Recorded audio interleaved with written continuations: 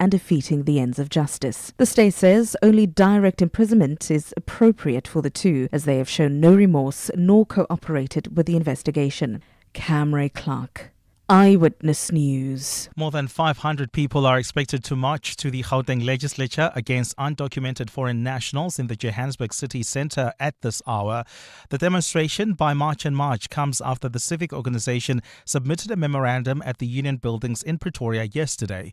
Routes that are expected to be affected in the Joburg CBD today include Jeppe Street, Rahima Musa and Loveday Street until 3 p.m. Mongezi Koko reports. From this morning, protesters are expected to gather in the Johannesburg CBD and make their way through the city streets towards the Gauteng legislature. Traffic disruptions are expected along key routes, with Metro Police and Public Order Policing on high alert to monitor the march and keep it peaceful. The group is pushing for tougher immigration controls, including stricter visa regulations, a review of asylum policies and action against businesses employing undocumented foreign nationals. Leader Jacinta Ngobe says Zuma. Very few of these people are documented, actually. Very, very few. And the ones that are documented are not behaving and carrying themselves in this manner that these that are not documented are. And that is the problem that we have today. Authorities are expected to maintain a strong presence throughout the day as protesters head to the legislature. Mongezi Koko, Eyewitness News. Justice Minister Mamloko Kubai says she won't hesitate to act against any official in her department incriminated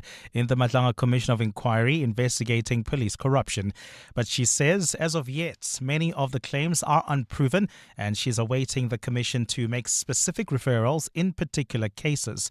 Briefing Parliament on the annual performance plan for her department yesterday, Kubai said the commission is doing good work. She's in talks with her finance counterpart to ensure there's enough budget for the Commission to complete its work by the end of August. Lindsay Tentlinka reports. Minister Mamaloko Kubai says she doesn't want to act on hearsay and allegations that were made at Parliament's inquiry into police corruption and the ongoing Madlanga Commission of Inquiry. She says once investigations reveal prima facie evidence, she will do so. So once we receive those specific cases, as the executive authority will definitely act. Kubai has confirmed that she's investigating a complaint made against the head of the Investigating Directorate Against Corruption, Andrea Johnson. I can say that was a formal complaint that was lodged with me. That process is ongoing. Kubai says another complaint she's probing is related to the recruitment process of the National Director of Public Prosecutions. Lindsay Dentlinger, Eyewitness News, Parliament. And Spanish Prime Minister Pedro Sanchez's former right-hand man takes the stand as a key suspect in a corruption trial that has cast doubts on the socialist-led government's future. The trial of José Luis Abalos is just one of several investigations into alleged corruption by Sanchez's family and ex-political allies that have rocked an already fragile minority coalition. Abalos, a former transport minister and socialist heavyweight who helped propel Sanchez to power in 2018, is accused of earning kickbacks for the irregular awarding of contracts for face masks at the height of the COVID-19 pandemic. Gold is trading at $4,601.44 an ounce. The rand is at 16.55 to the dollar, 22.35 to the pound, 19.37 to the euro. Brent crude oil is at $111.56 a barrel. And in the traffic, we've got delays on the N12 West. This is between Craft Road and Jet Park Road. That's due to a major accident seen there. Please be on the lookout while traveling. On the N3 North, we've got delays as well on the N3 North coming out of the Geldenhuys interchange. A partly cloudy day in store for Gauteng with isolated showers and thunder showers expected. The temperatures will peak at highs between 22 and 23 degrees. The top story in EWN this hour. Sentencing proceedings are today expected to start in a case involving the son of former Zimbabwean President Robert Mugabe in the Alexandra Magistrates Court. EWN, in touch, in tune and independent. For the latest, visit ewn.co.za or download the EWN app. You're with Clement Manyathela On 702. Let's Walk the Talk, streaming on the Prime Media Plus app, DSTV channel 856, 92.7 and 106 FM.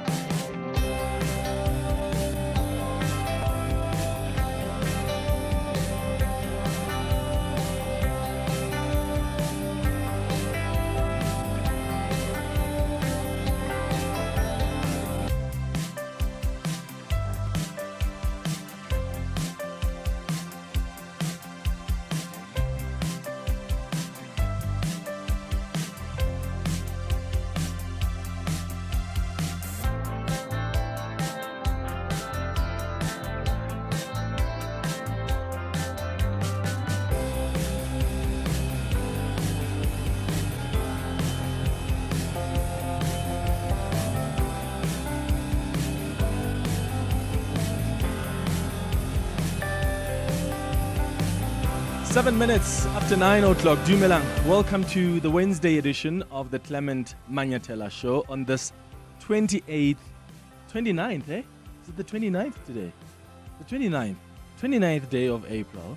It's wonderful to have you with us here on 702. Hello, if you are watching us on YouTube. Here's a hearty, gentle wave. Thank you so much for joining us on the YouTube page. Remember, you can also participate on the show by sharing your thoughts on the comment section there on YouTube. We start the show though with the 702 open line on 011-883-0702.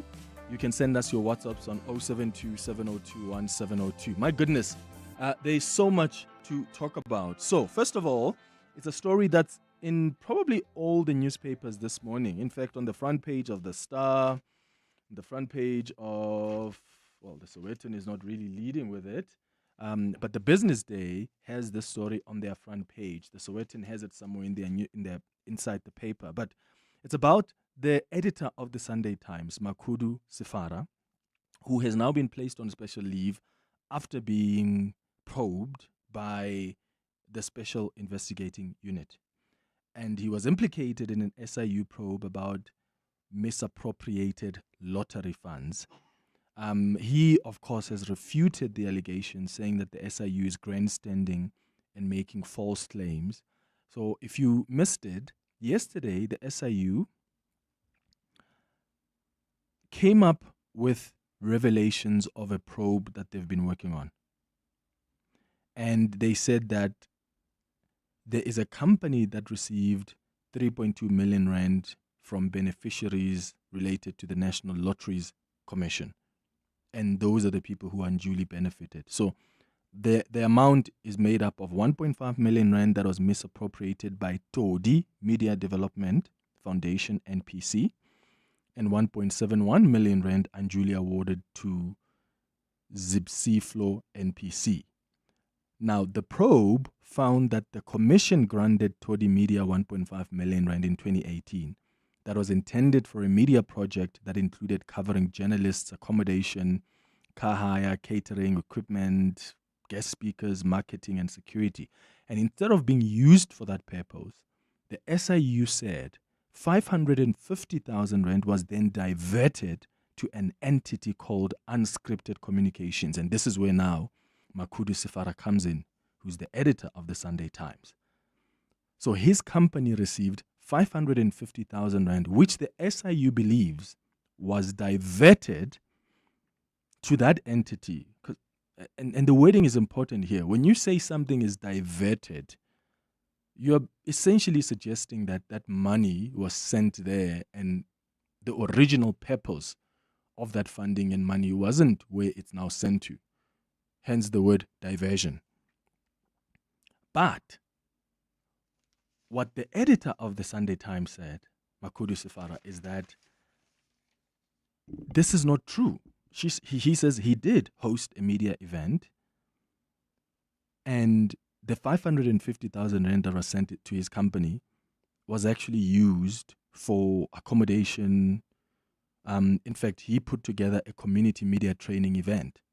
He said the event was held on December 10th, 2018 at the Birchwood Hotel in the east of Johannesburg. There were 50 people in attendance and he has provided pictures. I think he posted a picture of like the cover page of the event. But he also says he's got pictures, he's got videos that were taken at the event. He says there's proof that accommodation was paid for, flights were booked and paid for. The event apparently was even addressed by the GCIS deputy head at the time. And Sifara has provided, according to the Business Day, has provided the newspaper with the images of attendees at the event and even the receipts of payments made to various service providers for the event. And the Business Day newspaper said they're still verifying the veracity of those receipts. But here's where the challenge is. So Sifara, this editor of the Sunday Times, didn't receive money directly from the national lotteries. The money was actually received by a gentleman whose surname is, his name is Kutso Daniel Magwenya.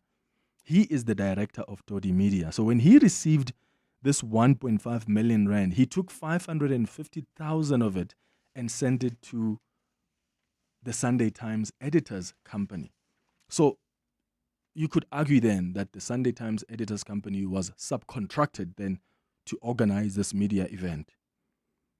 So he is now placed on special leave because the Arena Media says he has to go and deal with these issues.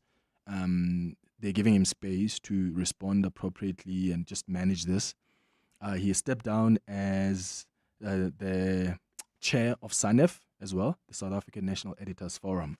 So I would like to know what you think could be at play here on 011-883-0702. He is not happy with the SIU because he says the facts are plain and available to the SIU. The event took place, was attended by people. There are receipts that he's provided to the SIU. So if really he's shown the SIU that, look, I paid for accommodation, I paid for transport for these journalists to come for media training. Look, we paid the Beachwood Hotel. If he's provided that evidence to the SIU, why then would they still include him in the statement and say money was diverted to him for purposes that were not intended for the original funding? That's where my confusion is. And do we have the SIU? The SIU hasn't responded yet, but we wanted them to come and confirm whether indeed they've seen these receipts that Makudu Sifara has provided to them. And that's really where my confusion is. I'd like to know if they've looked at the receipts. Have they confirmed with the Beachwood Hotel? Have they confirmed with the people who were in attendance that they came for this event? And if that's the case, what then is their case that suggests that this person benefited unduly if they used that money for the same event that the company was contracted for? So if Makudu Sifara is willing to come on the show, we'll bring him on the radio, but we've sent the request already. Let me know what your thoughts are on that. 011-883-0702, WhatsApp's on 0727021702. And then something else I want your thoughts on. Guess what? Guess who is in the papers again today? The Minister of Social Development, Sisisi Tolashe. We've been talking about this woman probably every second day on the show over the last month, because we have seen scandal after scandal. So I don't even know where to begin. So on Tuesday, the Daily Maverick published a story about the Social Development Minister. And I'm going to try and summarize it for you because it's quite long, quite elaborate. And well done to Rebecca Davis, who has investigated this case. On Tuesday, the story that the Daily Maverick released was that the minister, Sisisi Tolashe's state-funded nanny, and had actually paid half her salary to the minister's daughter. Let me try summarize it to you. So when you're a minister, you qualify to have a, what do they call them? Like they call them like food aid. I don't know why they call them that, like a food aid. So what happens is there's someone who was appointed by government to be the minister's quote-unquote food aid. But that person wasn't working at the minister's Pretoria or Cape Town houses. This person was stationed at the minister's home in the Eastern Cape. Now, that is not according to the rules. Government says, if we give you a food aid, that person has to be working at any of your two houses in Pretoria or in Cape Town. But this food aid of Sisisi Tolashe was somehow transferred to the Eastern Cape. So what that essentially means is the minister basically got a helper paid for by government and took that helper to her own private residency, which is not allowed. So the picture that the Daily Maverick is suggesting here in their investigation is that the minister used public money to employ a live-in nanny for her grandchildren at her private residence and had the employment letter drawn up to ensure that half of that government salary was used to subsidize her family members' household expenses. Are you listening to that? A minister's nanny who is paid by the state, when she received her salary, half of that salary, she sends it to the minister's daughter.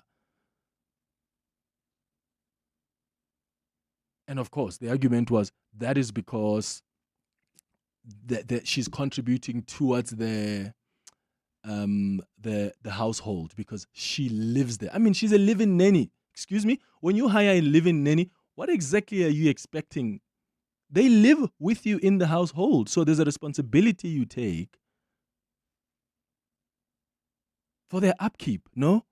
I mean, you can't expect them to come and build their own house in your home and build their own room. There's food in the house. They become part of that process. They are a living nanny. So none of what the minister has done through this helper is permissible in terms of either the ministerial handbook or the DPSA regulations. And when asked if half of the minister's household employee salary could lawfully be deducted as minister's house allocation, the Department of Public Service and Administration spokesperson told the Daily Maverick that the guide for members of the executive does not allow for deductions on staff members' salaries. So why was the minister's helper, who was paid by you and I as taxpayers, but is somehow staying at a private residency, why is that helper taking half a salary and sending it to the minister's daughter? Why is that allowed if the Department of Public Service itself says, according to the members, according to the guide for members of the executive, that does not allow deductions to staff salaries? So something is fishy here. And this is now the latest investigation coming out of the Daily Maverick. Now, the one thing that you and I have been speaking about over the last couple of weeks is the vehicles. Remember the luxury Chinese vehicles that were donated to the minister? And the minister told Parliament that, no, I didn't declare these vehicles because they were donated to the ANC Women's League. And then what did we do? We brought the ANC Women's League on the show. And the ANC Women's League told us that is a lie. We don't have cars that were donated to us. There's nothing like that. The SG of the ANC Women's League told me that on the show. So the minister has now returned the vehicles.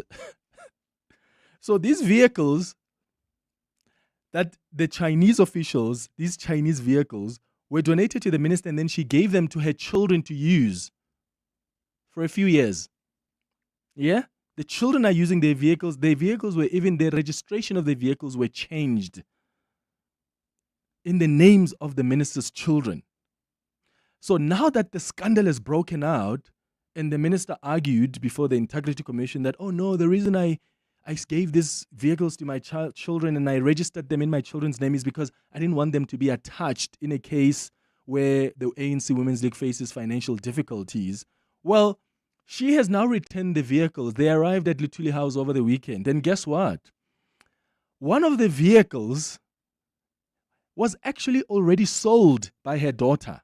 And her daughter bought a new car after selling the one that was donated by the Chinese officials, which supposedly belonged to the ANC Women's League. And yet the vehicles were not used by the ANC Women's League, but they were used by her children. The ANC Women's League even didn't know about the vehicles donated. So the vehicles that are now parked at Luthuli House, according to the Daily Maverick, one of the vehicles is not the original one that was donated. So what she has had to do, shame the poor children, she went to her children and said, bring back the vehicles. But the other daughter said, oh, mommy, but I already sold that vehicle. And then she said, okay, bring the one that you bought after selling that other one. Let's take it to Luthuli House. That's what she has essentially done. And she now says the vehicles can now be registered under the ANC Women's League. What do you mean? Just last week, you said they can't be registered under the ANC Women's League because they will be attached. So that risk has now disappeared. Hey, let me know your thoughts. 011-883-0702. The scandals against this woman are piling up and piling up and piling up. The presidency told us last week that the president was now attending to this matter and looking into it. How long is the president going to sit back and allow this woman to tarnish really the image, not only of the ANC Women's League, but I'm talking now in government, the image of this administration? Because what she has been found wanting on, it's actually quite more egregious than what the president fired that other DA minister for. What do you think the president needs to do in this case? Does it make sense to you that he's just sitting back and doing nothing? I mean, this woman is the same one a few months ago who appointed a DG in her department. This is a DG that was about to retire. This woman appoints that DG for a 5-year term. And do you know who's got the permission to appoint DG? It's not even her. It's the president. The president had to write her a letter saying, what are you doing? Yeah. 883-0702. Let me know your thoughts. Between 10 and 11 o'clock, we're going to be in conversation with Gauteng Premier Panyaza Lesufi. And then at 11 o'clock, we do our Listener's Choice feature. Today, one of our listeners has asked that we discuss the certificates of compliance required during a property transaction. So we've got an expert who will take us through that. And then at 11:30, we do the sharing space. And today, we've got such an interesting story that came from one of our listeners. So I can't wait to read you that email, but it's so fascinating.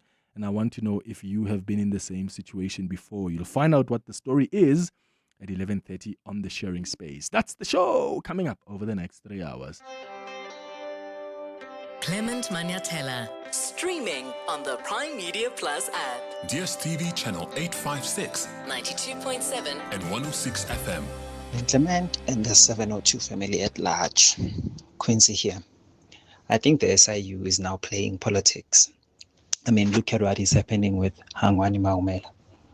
They're taking assets, they're returning assets because they don't really have a case, they don't know what to do, or someone is influencing them. Now with Sifara, you could have called and made your investigations instead of making claims that are now being refuted in public, and it's making you look like the S in the SIU is there's nothing to it, it's useless. Anyway, that's just my 2 cents worth. Quincy, good morning. Look, Quince, and look, I don't know if the SIU is playing politics. I hope not, because actually we've seen them acting on things that even the other law enforcement agencies, whether it's the Hawks or have not really moved on those matters. And maybe, let me take what you say. Let's say what you say could be true. If the SIU is playing politics here and they're grandstanding, sometimes even when they don't have really a solid issue, they just go after you. If that is the case, maybe then it explains why the NPA has not picked up on most of the cases that the SIU brings up. Because remember, with the NPA, the test is very high. Like you have to believe that beyond reasonable doubt, there are prospects of a successful prosecution here before you even enroll the matter. And maybe the reason that the NPA has not enrolled many of the SIU matters is because on face value, sure, you probably think you've got a case, but the minute you put facts on the table, you don't have enough to prosecute the people. Could that be the case? Or maybe the SIU just looks at, they just follow the money. And if there's over R1 billion or 2 billion rand that was extracted from Tembisa Hospital, went into the companies of Hangwani Maumela and Ket Matlala, they follow that money. Okay, from there, where was it transferred to? For what reason?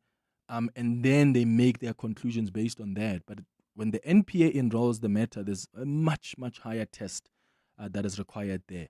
I don't know. I don't think that the SIU is playing politics, but I do think that they could be using some of the people that are famous to sort of like bring a broader attention to the issues. Because remember, even with Minnie Dlamini, she released a statement and said, why are you mentioning me? I was paid to do work. I think she said she had emceed or something like that. So it's almost like now you're criminalizing anybody who has ever done work with the national lotteries. And there are people who have legitimately done work with the national lotteries.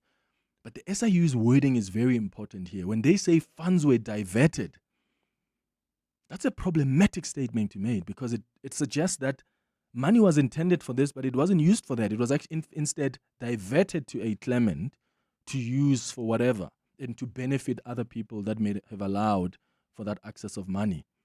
What do you think? Do you agree with this listener that the SIU may be playing politics here? Let me know your thoughts. Sebastian, you're calling us from El Dorado Park. You want to talk about Minister Tolashe. Hi. Hi, Clement. Hey, Clement, I cringe when I hear this woman. Can she just go? Can she resign? And she is just digging a deeper and a deeper and a deeper hole. And Rebecca Davis is doing a sterling job, and then she must go. Man. And the president, Clement, why does it take so long? Huh? He takes so long. It irritates me. It irritates. I'm saddened that I ever voted for the ANC. I will never, ever again. And I haven't voted for the last 3 votes. I don't vote anymore because I don't have another party to vote for. But I just cannot take this woman. Oh, she is just too much. The ANC is going from bad to worse. Well, sometimes all they want to do is to protect each other, which is really what the situation here is. Sebastian in El Dorado Park, thanks for your call. Just to remind you, if you think maybe we're over-dramatizing the issue of Sisisi Tolashe, just to remind you, on the 10th of September 2025, the story breaks that this minister has had a chief of staff who's 22 years old. Not that age matters, but you'll see why it matters. 22 years old, appointed chief of staff. This chief of staff is a niece to the special advisor to the minister. His name is Mwaku Khatla. This chief of staff, who's 22, was appointed to Tolashe's office as a chief of staff despite having only part-time IT qualification and no real work experience. So you and I as taxpayers were paying this chief of staff 1.4 or so million rand a year, and yet she doesn't have the required experience for this job, nor does she have the required qualifications for the job. So she's now out of office. The minister has taken action against the DG at the time. She failed to take any accountability. On the 16th of September 2025, the minister signs a contract with the DG, gives the DG a 5-year contract, but cabinet only approved a 1-year contract because this DG was about to retire. And yet, the department gives this DG a contract 5 times longer than what cabinet has authorized, which is why the president had to send her a letter and say, what are you doing? On the 23rd of September 2025, the chief of staff is quietly removed. And then it's revealed that actually the minister was warned before she appointed this kid, this 22-year-old as a chief of staff. She was warned that, minister, this 22-year-old doesn't qualify.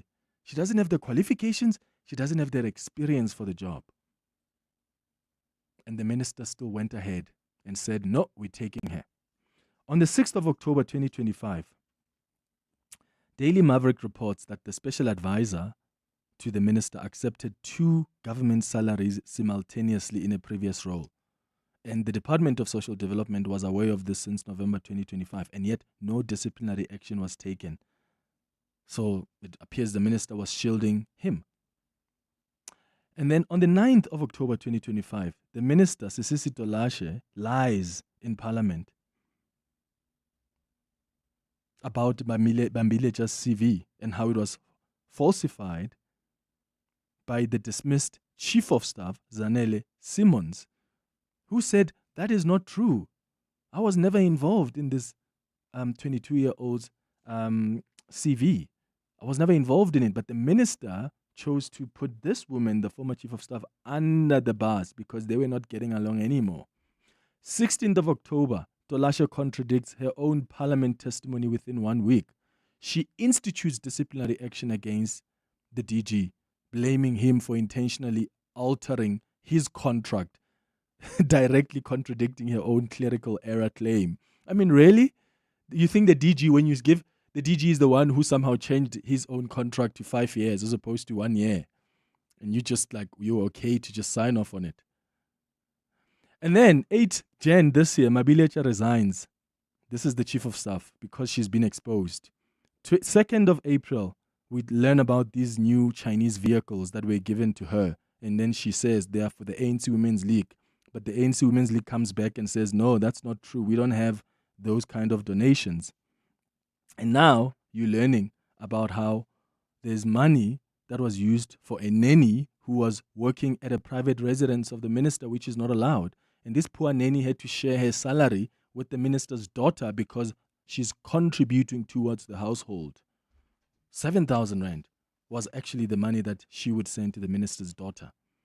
Now she's returned one of the wrong cars to the ANC Women's League that she had claimed were donated. So these are the scandals that have been piling up against this minister. And here we are. Still waiting for the president to do anything, if at all. Do you think he will act? I'm not holding my breath. It's 9:32. Sfiso has the latest in Eyewitness News headlines. Sfiso, good morning. Thanks, Clement. Good morning. Sentencing proceedings are today expected to start in a case involving the son of former Zimbabwean President Robert Mugabe in the Alexandra Magistrates Court. Benjamin Mugabe and his co-accused Tobias Matonodze are accused in relation to two incidents, one of which involves shooting an employee at their Hyde Park residence in February. The state has argued for lengthy direct imprisonment, saying despite pleading guilty to some charges, including attempted murder and the violation of firearms, they have not revealed the weapon used in the attack. Higher Education Minister Buti Manamela has announced resignations from the NSFAS board, raising concerns about the stability of the Student Financial Aid Scheme. Interim Chairperson Mugwena Maluleke stepped down on Monday, citing personal and academic commitments. Board member Karabo Mohale has also resigned, having chaired the Human Resource and Organizational Development Committee. And the Border Management Authority will be upgrading South Africa's ports of entry to ease traffic congestion, with the project expected to cost about 12.5 billion rand. The BMA and the Home Affairs Department have announced plans to demolish and rebuild 6 border facilities in an effort to modernize them. And those are the headlines. This EWN and more at 10 or as it happens. EWN Traffic. While travelling in Midrand, we've got some issues along the N1 South. This is just as you come out of Summerend Road. There's also queuing traffic reported on the N3 North coming out of Marlborough Drive towards the Alexandra Township. Please be on the lookout there. While travelling on the N12 West, we still have got that accident in Germiston. It happened right near Craft Road. It's causing delays from Jet Park Road, about a 20-minute hold up there.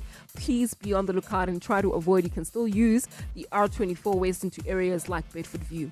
If you are travelling on the M2 West in the city of Joburg, do expect delays between the Crown Interchange and Main Reef Road. I'm also picking up delays on the M1 North just as you approach the Crown turn-off. I'll have more updates coming up. Stay tuned. There's more EWN on air, online, and on the EWN app. Africa Milani. Weekday mornings, 4 to 6. Yesterday, the 27th of April, has become a public holiday for us to reflect and enjoy our democracy. It is Freedom Day, and we received well wishes from all over the world, including from the United States. It was a brief statement from the Secretary of State, Marco Rubio, but it read, "On behalf of the United States of America, I extend warm greetings to the people of South Africa as you commemorate Freedom Day. Over 3 decades since South Africa's democratic transition, this occasion provides an opportunity to reflect on the country's history and future as we look ahead." Africa Milani. 4 to 6 on 702. Celebrate Mothers on Sunday, the 10th of May at Nyrox Sculpture Park in the splendor of the cradle of humankind. Wander through the sweeping landscapes, embrace contemporary sculpture taste, premium Cape wines, and savor gourmet cuisine, all to the sounds of some of South Africa's finest performing artists. Nyrox is delighted to welcome Lyra back on stage, as well as Steve Dyer's band alongside a 20-piece choir. Limited tickets are available from nyroxarts.com. Nyrox is a private, not-for-profit foundation to benefit the arts. All income is used to maintain the grounds, the artist residency program, and artist support.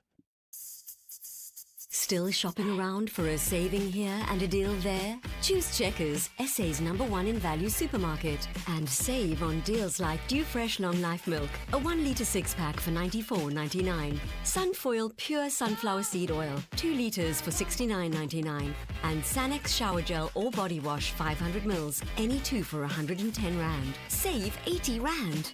Valid until 10 May, only at Checkers.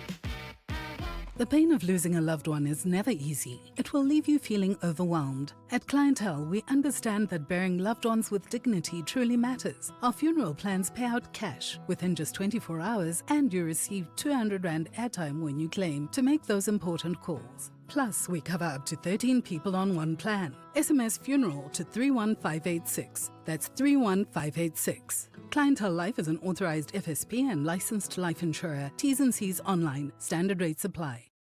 You might not think about it, but you are part of something bigger. Every time you swipe your Discam Better Rewards card, you are contributing to the work of the Discam Foundation and supporting real initiatives that are changing lives across South Africa. Tomorrow, on the afternoon drive with John Pellman, we'll speak to the Discamp Foundation and the team making it happen to find out what drives them and what they're seeing on the ground and why their mission matters now more than ever. It's simple, it's powerful, and it starts with a swipe. The Discamp Foundation, caring for the community. Every swipe counts on 702. Your voice. Your station. Your open line. Walk the talk with Clement Manyathela on 702. 23 minutes before 10 o'clock. Let's go back to your calls on 011-883-0702. WhatsApp's on 072-702-1702. Let's start with Lubabalo, who's calling us from Gugulethu. Lubabalo, good morning. Hey, good morning, Clement. How are you doing? I'm all right, man. How are you?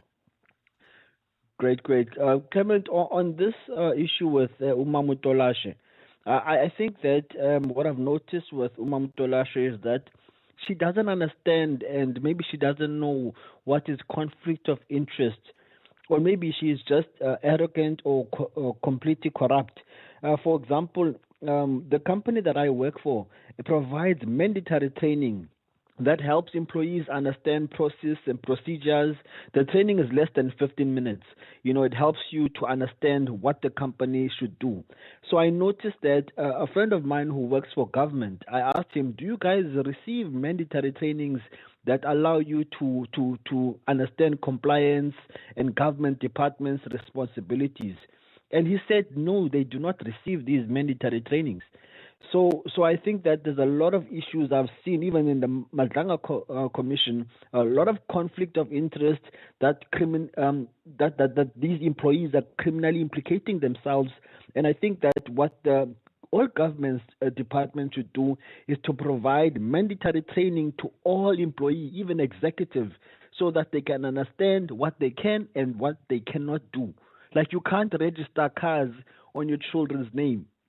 That belongs, for example, to the company or to or at whatever least, at the very least, organization. Lubabalo, you say to your organization, hey guys, these are the cars we received as a donation, but don't worry, I'm going to register them under my children's names so that we avoid them being attached. I mean, that's not a decision you make on your own. It must be a collective decision of the leadership of the ANC Women's League. So how can it be that the vehicles were donated to the ANC Women's League and yet none of them knew about the donations except yourself?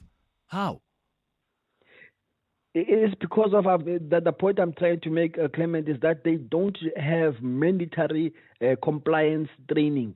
All departments, all departments, they should receive these trainings monthly or maybe each term. Do you really or think whatever, it's about training? So that Lubabalo, you don't think it's about ethics and morality? Because how many other comrades have stolen money through PPE corruption, through digital vibes? They knew what the PFMA says. They still went and violated those regulations because they were driven by greed. These are people who are thieves. They're unhinged. They're always going to find an opportunity to steal. So what I'm arguing is, really, do you think it's about understanding the rules? Because I think the people who end up being in these scandals understand the rules. It's just that they are driven by such hectic greed that it doesn't matter what the rules are. I mean, she doesn't concede that she was incorrect. No, she's doubling down on everything that is being alleged against her, and it's the president has no other choice, but they have to remove her because she's showing that now she's incomplete. She doesn't fit the role that she has as a minister. Yeah. So that's my take, Clement. Well, thank you, Lubabalo. Well, I see that the Daily Maverick today is reporting. So they reported about the minister returning the vehicles to Luthuli House, but apparently there was an NEC meeting of the ANC Women's League this past weekend, and in that meeting, there are some people that said the minister must be held accountable, but there was another group that said no, the minister must not be held accountable. And so they're divided here. But remember, the more scandalous you are, there are certain parties that just make you even a bigger hero. So the more scandals you have, the better your chances, actually, of becoming a popular leader and possibly even leading the organization. That's a scary thing.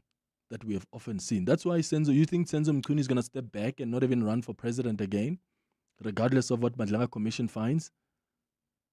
Huh? Did you think, who was the former Minister of Health who was involved, his PA and family was implicated in digital vibes?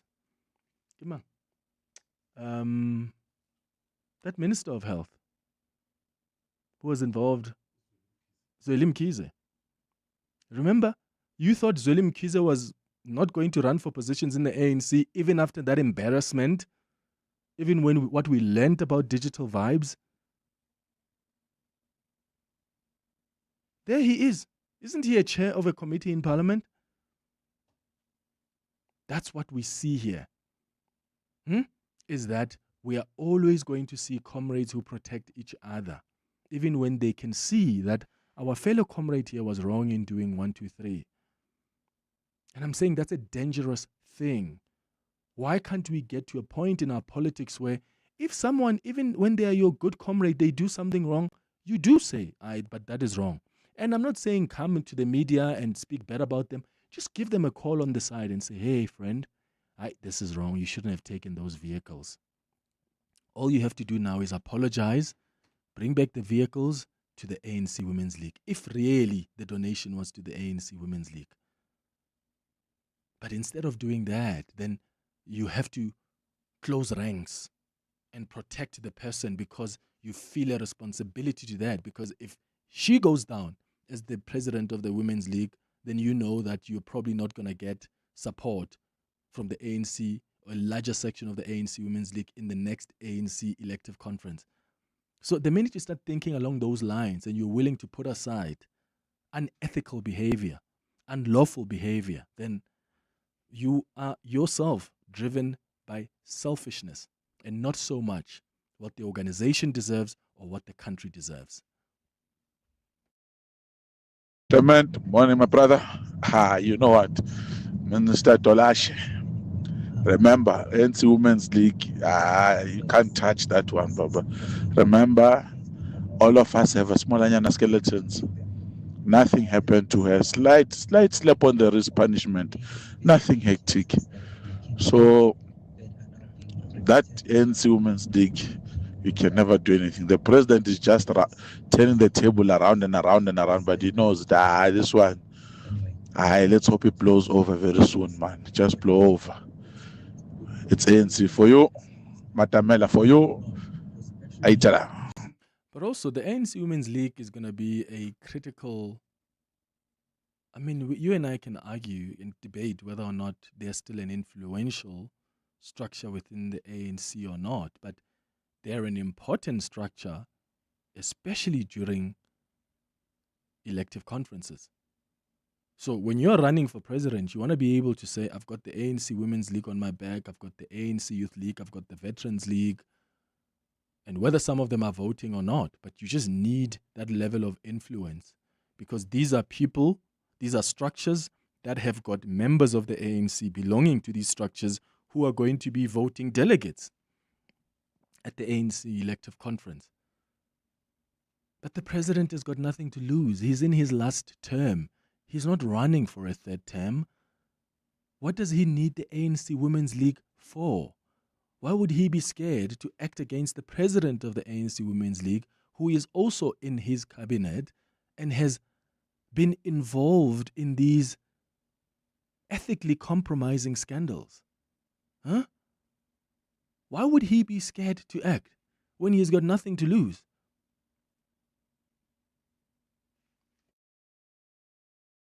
Good morning, Clement.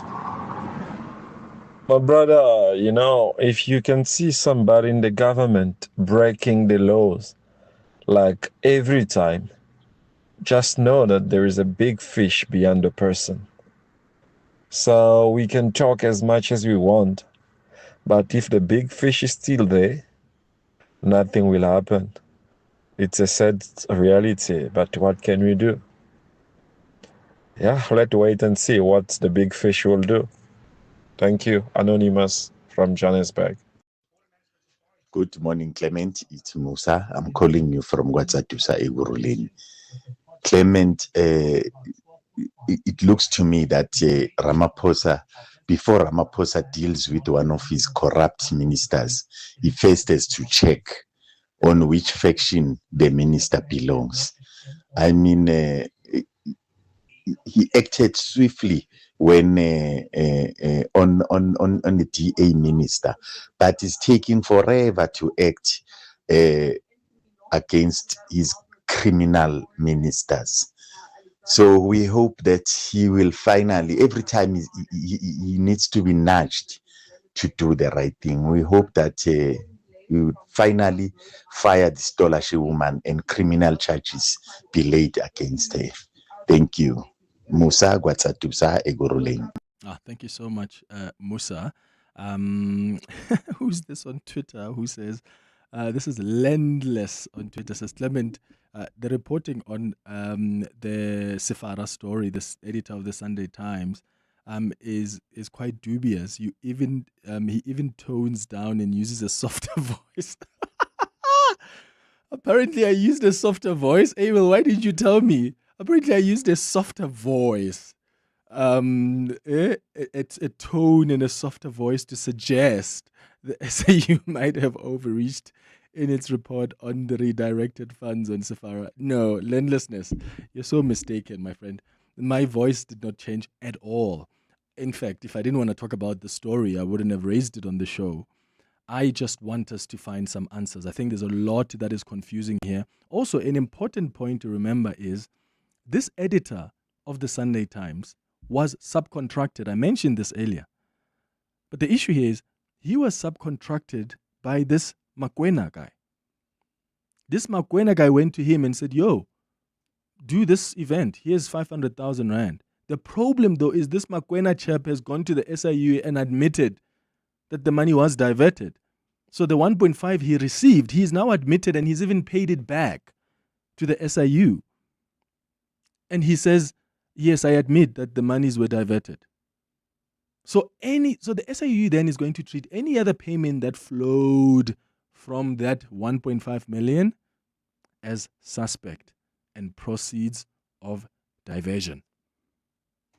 Because this guy who subcontracted Sefara should have said to the SIU, okay, fine, I'm going to pay you guys 1 million Rand or 1,050,000 Rand, because the other 550,000 Rand was used for legitimate purposes.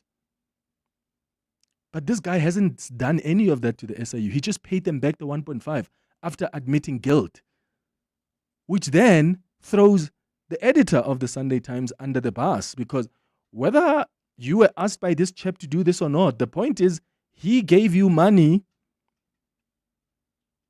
that he himself was diverting, and he has now paid it back because he feels that he agrees with the SIU that the monies were not used for what they were intended for. So that puts the editor of the Sunday Times in a tricky position here.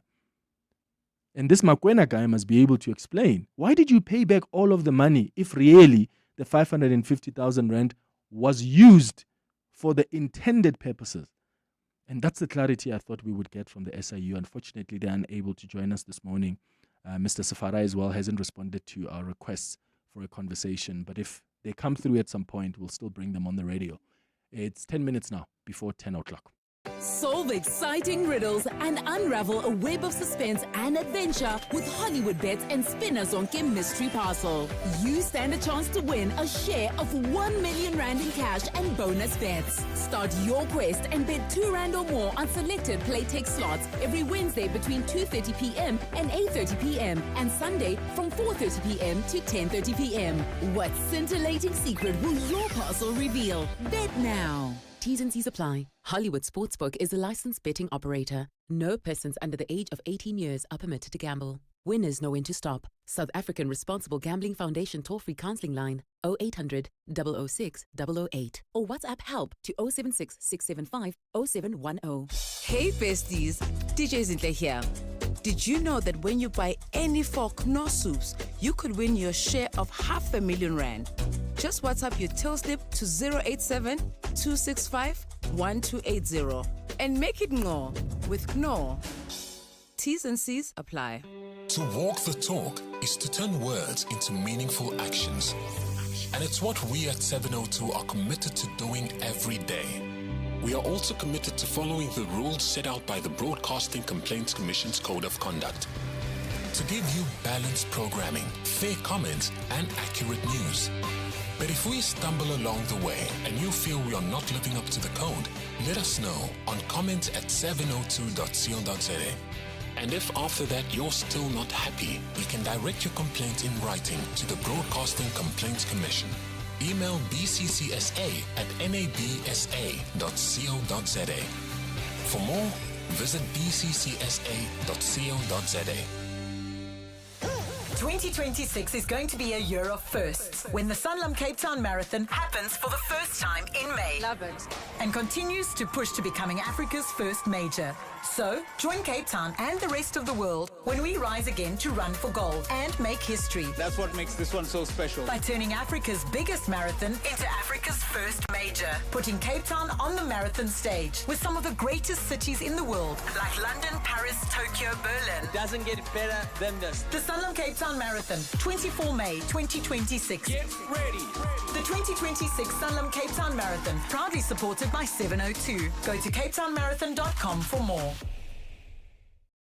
702 family, we value what you think and we want to hear it face to face. On Thursday, 30th of April, we're opening our studio doors to 702 listeners who'd like to share their thoughts on the station. Your feedback, your ideas, it all matters to us. So everyone who joins us will get a full studio tour. You'll come and see where the magic really happens. And if you'd like to join us, very easy. Just send us an email to contact@702.co.za. Your voice. Your station. Your open line. Walk the talk with Clement Manyathela on 702. It's 6 minutes now before 10 o'clock. Good morning, Clement. There's more to this story than what we are being told by both parties. I mean, if the editor is saying he paid, he's got proof, I don't see any reason why the SIU would rush to make such bold claims against him when they didn't check his bank statement. I mean, there's always a paper trail with the bank where payments were made, which payments were made, these dates. So one of them is lying. I'm sure that we can already establish that. Of the two parties, the SIU and the editor, one of them is telling complete lies. Because if he is saying he's got proof, why then will they go ahead and make that bold statement? Which leads me to believe that there is more to this story than what we are being told. Walter from Cape Town. Clement, the 500,000K, it was not meant to go into the account that it went to. It went to somebody else and it was diverted. Then we need to look from there. Why was it diverted? Was this person contracted or subcontracted to do something? That's where we should start. We mustn't point finger at SIU. SIU follow the money. They don't follow the person. They've stated that clearly several times that they follow the money. The money lead them to people. And the money led them to this journalist. So let's look at that from that point of view. Join Pretoria. Hi, Clement. Hope you're well. No, man. This issue of the SIU, they're very good. They're a very good organization. They've got the capacity to go a little bit deeper. But they've been politicized for a very long time. It's just like the AG. If you check very well with the AG, these guys, what they do, they go to all the municipalities because black companies in nature, they are struggling with compliance. More than 80% of black companies, they are struggling with compliance, whether it's experience, whatever it is. So they go to these municipalities, they know that they'll always pick something up. And when they do, they are now forced municipal employees or leaderships to give them money. So it's a known trend that when the AG comes, you must prepare something. But on the surface, it looks like they are busting corruption and all of that. So it's the same with the SIU. Anybody in the business cycles will tell you that you need to know guys in the SIU, you need to know guys in the AG for you to survive. Yeah, that's just... Well, clearly that hasn't worked for other people who know the SIU because they've still pounced on them. George, you're calling us from Hartbeespoort. What do you want to say about the minister? Good morning. Hi, good morning, Clement. Thanks for taking my call. Sure. This is an advice to the African National Congress. On the background, knowing that the president can do less because he went into this thing understanding, like any other president who's been running the ANC. The ANC has tended to be a mirror of itself. Values have gone down, etc. And this is the truth. The best thing the ANC can do, and as well as the president, because it doesn't have much to lose, is to deal with this character in the correct way, because he'll be sending a message to others who are coming that I am not going to tolerate this. But for his own self, he can help rise to the occasion. But not only that, make also ANC rise to the occasion. What do I mean rise to the occasion? Stand up and apologize for the wrongs that they've done. For the 30 years that we have been led by, well, not all, but lately the latter part, by wrong people. And they've got an opportunity. The ANC can still go to the polls and win if it can apologize honestly to South Africans and then do things correctly. Because as you sit now and look, who's next? Who can follow on ANC steps? No other person. The people are angry that the ANC hasn't been honest enough to them. The people are angry because ANC hasn't lived up to what it promised the people. All right, George, in Hartbeer Sportem, thank you for your call. Part of the 702 family. Hi, 702 Lenders. My name is Nontanta Khatebe, and I listen to 702 during the week and on weekends, because on weekends it's the Soul Sundays. Kenny Mystery and Pushada. Welcome to our 702 family. Let's walk the talk. Mzansi Ballet proudly presents Heal the World, an inspiring new ballet set to the iconic music of global legend Michael Jackson, choreographed by South African prima ballerina and award-winning choreographer Angela Revi in collaboration with renowned Mexican guest dancer and choreographer George Wade. This powerful production celebrates dance as a force for connection, healing, and transformation. It tells a deeply human and emotionally charged story of resilience and self-discovery. Heal the World runs from the 13th of May to the 7th of June at the Peter Torin Theatre at Monte Cassino. Get your tickets now through web tickets. Clientele is here to safeguard you and your family with compassion, because life happens. Be part of a family that truly cares. Our funeral dignity plans have helped South Africans bury their loved ones with dignity for more than 30 years. Let us help you create a meaningful tribute that honors your life and those of your loved ones. We pay out within 24 hours, and you will get double accident cover with a clientele funeral plan. Our plans are affordable. Pick the option that suits your needs. It's easy to apply. No medical examinations and no paperwork. SMS funeral to 31586. That's 31586. Clientele Life is an authorized FSP and licensed life insurer. T's and C's online. Standard rates apply. This is EWN. Good morning, I'm Sfiso Zulu. Sentencing proceedings are today expected to start in a case involving the son of former Zimbabwean President Robert Mugabe in the Alexandra Magistrates Court. Bellarmine Mugabe and his co-accused Tobias Matonodze are accused in relation to two incidents, one of which involves shooting an employee at their Hyde Park residence in February. The state has argued for lengthy direct imprisonment, saying despite pleading guilty to some charges, including attempted murder and firearm violations, they have not revealed the weapon used in the attack. The court has subsequently been told that the victim was paid in attempts to make the charges go away.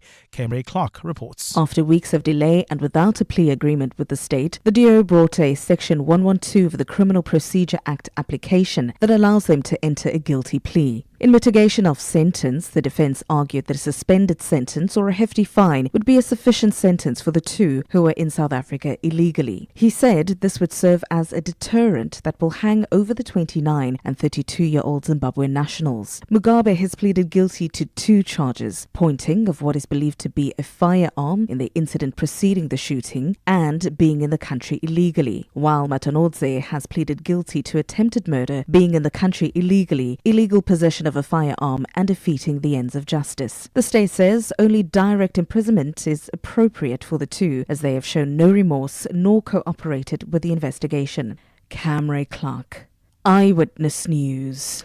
ANC Secretary-General Fikile Mbalula is heading back to KwaZulu-Natal today as the party prepares to wrestle back power in the province in the upcoming local government elections. Mbalula says the visit is part of a drive to stabilize structures, improve organizational effectiveness and complete interventions to rebuild the ANC's capacity. This follows another shake-up of the party's interim provincial task team, with veteran Jeff Radebe replaced as convener by the party's Deputy Chairperson in KZN, Mike Mabuyakhulu. Nkosikhona Malingamnisi reports. The ANC reconfigured its KZN leadership earlier this month after dissolving the Provincial Executive Committee in 2024 and installing a task team. This followed a sharp electoral decline from 54% in 2019 to just 17% in 2024. Jeff Radebe's leadership had faced growing criticism, with Mbalula previously likening the structure to this vehicle. That is a task that is operating there. So we need to get out of that particular situation. We have not been doing well. But Mike Mabuyakhulu struck a more positive tone, describing the task comparison as a symbol of reliability and accessibility among ordinary people. Mbalula is expected to announce a streamlined provincial task team and new regional structures during his visit to the province today. Khona Malingamnisi, Eyewitness News. Higher Education Minister Buti Manamela has announced resignations on the NSFAS board, raising concerns about the stability of the Student Financial Aid Scheme. Interim Chairperson Mogwena Maluleke stepped down on Monday, citing personal and academic commitments. Board member Karabo Mokhale has also resigned, having chaired the Human Resources and Organizational Development Committee. Mokhale flagged challenges, including the need for organizational redesign, stronger executive capacity, and improved governance systems. The ministry says these and other resignations have reduced the number of voting members, impacting the board's legal standing. Manamela spokesperson Matsepo Sidat says the minister is assessing the knock-on effect. As part of this process, the minister has initiated a formal engagement with the remaining board members. Individual correspondence has been issued, affording them an opportunity to make representations within a defined time frame on the current governance position and on any lawful and practical alternatives available to ensure institutional stability. And the Border Management Authority will be upgrading South Africa's ports of entry to ease traffic congestions, with the project expected to cost about 12.5 billion rand. The BMA and the Home Affairs Department have announced plans to demolish and rebuild about 6 border facilities in an effort to modernize them. 6 companies have been shortlisted for the project. Alfara Mushwana reports. The Libombo, Beitbridge, Oshuk, Kopfontein, Maseru and Vicksburg border posts will undergo phased redevelopment over the next 2 to 3 years. Home Affairs Minister Leon Schreiber says this project will improve border security, ease traffic congestion and enable a more efficient movement of goods. The redevelopment of these 6 land ports will introduce modern, fit-for-purpose infrastructure and systems that enable real-time coordination between border agencies from South Africa and our neighboring states. He says border operations have been inefficient for far too long. For many years, as we all know, these high-volume corridors have, however, been under significant strain. Congestion, outdated infrastructure and fragmented systems have slowed down trade and increased the cost of doing business. The project will be carried out in phases to ensure that the movement of goods and people is not disrupted. Alfa Ramshwana, Eyewitness News. Gold is trading at $4,571.63 an ounce. The rand is at 16.56 to the dollar, 22.37 to the pound, 19.39 to the euro. Brent crude oil is at $112.24 a barrel. And in the traffic, we've got delays on Alexandra. An accident reported on the N3 North right near Marlborough Drive. Delays coming out of Vincent Chabalala Road. Please use Vincent Chabalala Road as an alternative, especially if you're heading towards areas like Glenbrough Park. While traveling on the N12 West, we've got delays approaching Craft Road due to an earlier accident. A partly cloudy day in store for Gauteng with isolated showers and thunder showers expected. The temperatures will peak at highs between 22 and 23 degrees. The top story in EW EWN this hour.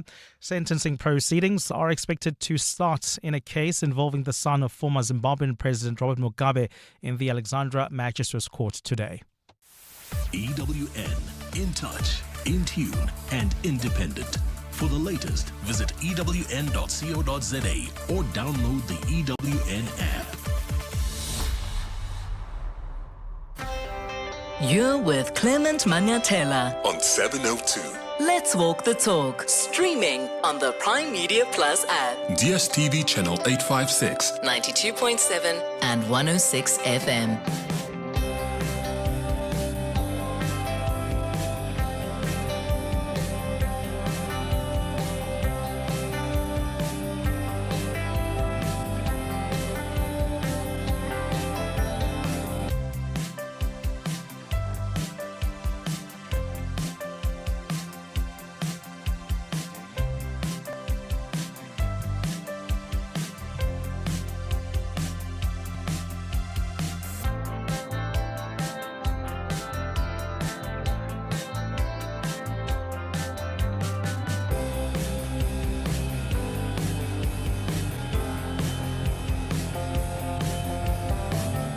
8 minutes after 10 o'clock. Dumelang. Welcome to the second hour of the Clement Manyathela Show. Thank you for staying with us here on 702. And as always, thank you for your contributions on the 702 open line. Remember, at 11 o'clock, we're going to do our Listener's Choice feature. And today, one of our listeners has asked that we discuss the certificates of compliance that are required during a property transaction. So we've got an expert who will come and take your questions on this and just give you just the basic foundation of what's required during that process and how do you even get some of those documentations. So that's coming up at 11 o'clock. 11:30, we'll do the sharing space. But right now, we start our conversation with the Premier of Gauteng, Panyaza Lesufi. You're with Clement Manyathela. 702. Premier Lesufi, thank you so much for coming through. Welcome back to 702. Thank you so much, my Mitch. Are you well this morning? I'm good. It's I'm good holding to have on. you. I'm holding on. There are a lot of issues the listeners have been raising around Gauteng. Sure. And I've been promising that I'm going to bring you on the radio so you can engage with them. So if you've got a question from the Premier, there's an issue you want us to address, very easy. Just send us a WhatsApp on 072-702-1702. You can make it a text, you can make it a voice note. If you want to call, 011-883-0702 is the number to dial. So, Premier, I want to start off with what transpired yesterday, because you were describing deliberate infrastructure vandalism as one of the biggest threats to service delivery. Do you think this is criminal or it's political sabotage, or is it maybe a symptom of a much deeper socio-economic frustration? So who exactly is responsible? I characterize it as the price that we're paying for trust deficit. The people that are taking advantage, that there's a huge trust deficit between our citizens and the state. That even a water burst that is deliberately engineered by somebody, they know will not want to hunt the person that deliberately sabotaged that water pump, will immediately blame the state to say they're incompetent, they're incapable, and there are people that have taken advantage of that. If you see the caliber and the nature of vandalism, you can see it's not a person that is looking for cables or somebody that is looking for something out of these things. You can see it's people that are experienced. I mean, there's some water valves, me and you, we don't know where they are, how they're stationed. But if somebody will deliberately break that and not take anything out of that, if you check the traffic lights that are deliberately knocked down, you check the street lights, you also check the electricity network that is sabotaged. I can't speak now, they've moved to telephone network, which was something that was not attacked before, where people are deliberately now targeting telecom lines and other things. It started with the railway lines and the railway stations and that were destroyed. It's now getting deeper. But there are three areas that have been targeted now. It's water, it's electricity and the sewer system, including the road infrastructure. How do we fix it? Because it's not like you can have security at all of that infrastructure. It's just impractical. So what's the solution? Well, we are relying on technology now. what we put, for example, the traffic lights, if you tamper with them, there's a signal that will be the cables as well. We're putting some signaling inside the cabling when you start to dig. We're also putting up some technology and other. But we've put up a response team jointly with the SAPS, private security companies, and other law enforcement agencies. We've requested the state security intelligence to also assist us. You know, we passed a law that deals with scrapyards and many other things. There are limitations there, but at least there's also assisted because we can track where people are selling those things and then step backward and check who activated that. But we are also competing with our neighboring countries because some of this infrastructure that has been destroyed, it's needed in our neighboring countries and create problems. So it's the trust deficit that we need to, I was in Davidton, somebody took a mini substation. That's massive. You can't just take a mini substation. And when we wanted to know who took that mini substation, the blame was the councillors not restoring electricity when we want to know. But someone have seen somebody either disconnecting the mini substation. So we are also suffering with transformers that people now are utilizing them for other things. But the Zamazama network has also hit us hard with our infrastructure. But the presence of the soldiers, at least now, we've pushed that back. Yeah. What is your sense of service delivery right now in and around the province? I think you indicated that you acknowledge that service delivery appears to have regressed after the G20. Why do you think that's the case? And just generally speaking, what's your assessment of service delivery? Well, it differs per area. The communities and areas that we know, the systems are there. We don't have major problems. But the other communities that you know, that service delivery has regressed. For example, if we have 17 new informal settlement that will come out overnight within 2 weeks, and we've got people that derives pleasure out of that, it affects the level of service delivery because if people invade land and establish an informal settlement, for example, you need to give them water.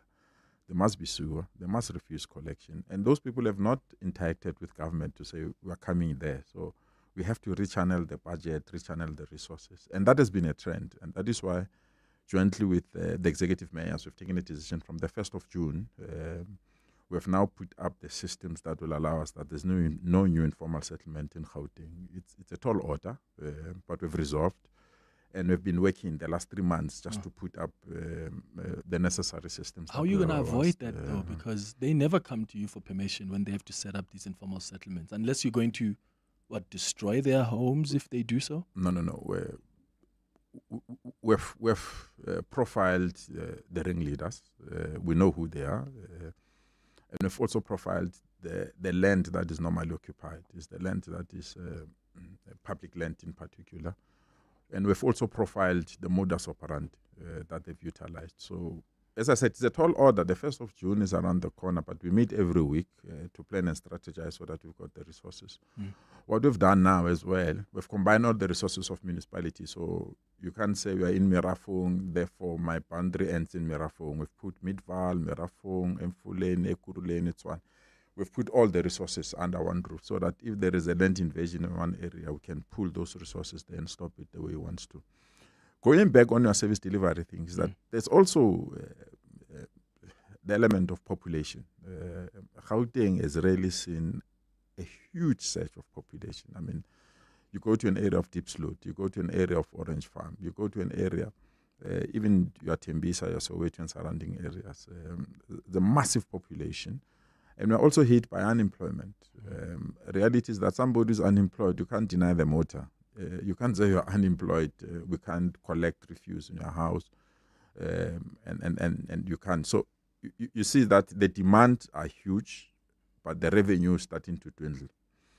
And we're hit hard, unfortunately, by load shedding, where many people, because of load shedding, migrated from the electricity grid, either because it's expensive or it's unreliable, and people have gone to solar. Literally all your major shopping complex in Gauteng have migrated to solar. All your major companies, factories have migrated to solar. That's a huge revenue drop. So you need a new creative way of ensuring that you deal with that revenue drop. And houses that normally will pay for water and electricity with the solar phenomenon that has taken over, that aspect, that kind of revenue has gone down. So you have a population growth, you've got huge demand of service delivery, but your revenue base continue to dwindle. If you check the water losses, electricity losses as well, illegal connections, and people that are utilizing services without paying for them. So it's a combination of all these things that have affected service delivery. So what we said, to say we can't lament and complain forever. There are agencies that we need to establish as government, not rely on third-party service providers and institutions, because you can see, even yourself, Madimeja, that we'll fix a pothole. Well, cloud starts to gather. Even before it rains, that pothole is open.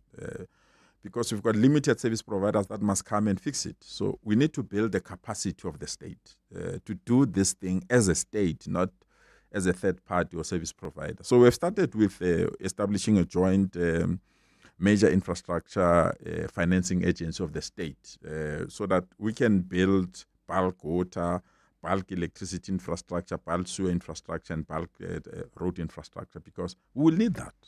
So why do you have to rely on third parties? So in our resolution with municipalities, we've established that aspect. The next one is that we know there will be potholes. We know that potholes will be the order of the day. Fortunately, the city of Tshwane and the city of Johannesburg, they've got a mine that produces this tar that we need. So we are putting an institution as well that will assist us to deal with these things. Thirdly, so you wouldn't need to tender that? We don't have to tender. We've got tar as government. We own it. So we just need to put systems that will allow us to deal with these things. Traffic lights. I'm told to fix one traffic light, it costs a lot of money. But we know we'll have problem of traffic lights. So we need to build a capacity of the state that we can do these things on our own. So we're starting to build that capacity, cooperating with municipalities and deal with that, so that we can directly respond to some of these challenges that we are facing in terms of service delivery. But I'm grateful to the developers. Gauteng is taking a huge better shape. From the Mall of Africa, you go to Stain City, you go to the south, you see the development that is going. It's just that unfortunately we are chasing developers because in some instances they give us the deadlines that will develop this new suburb.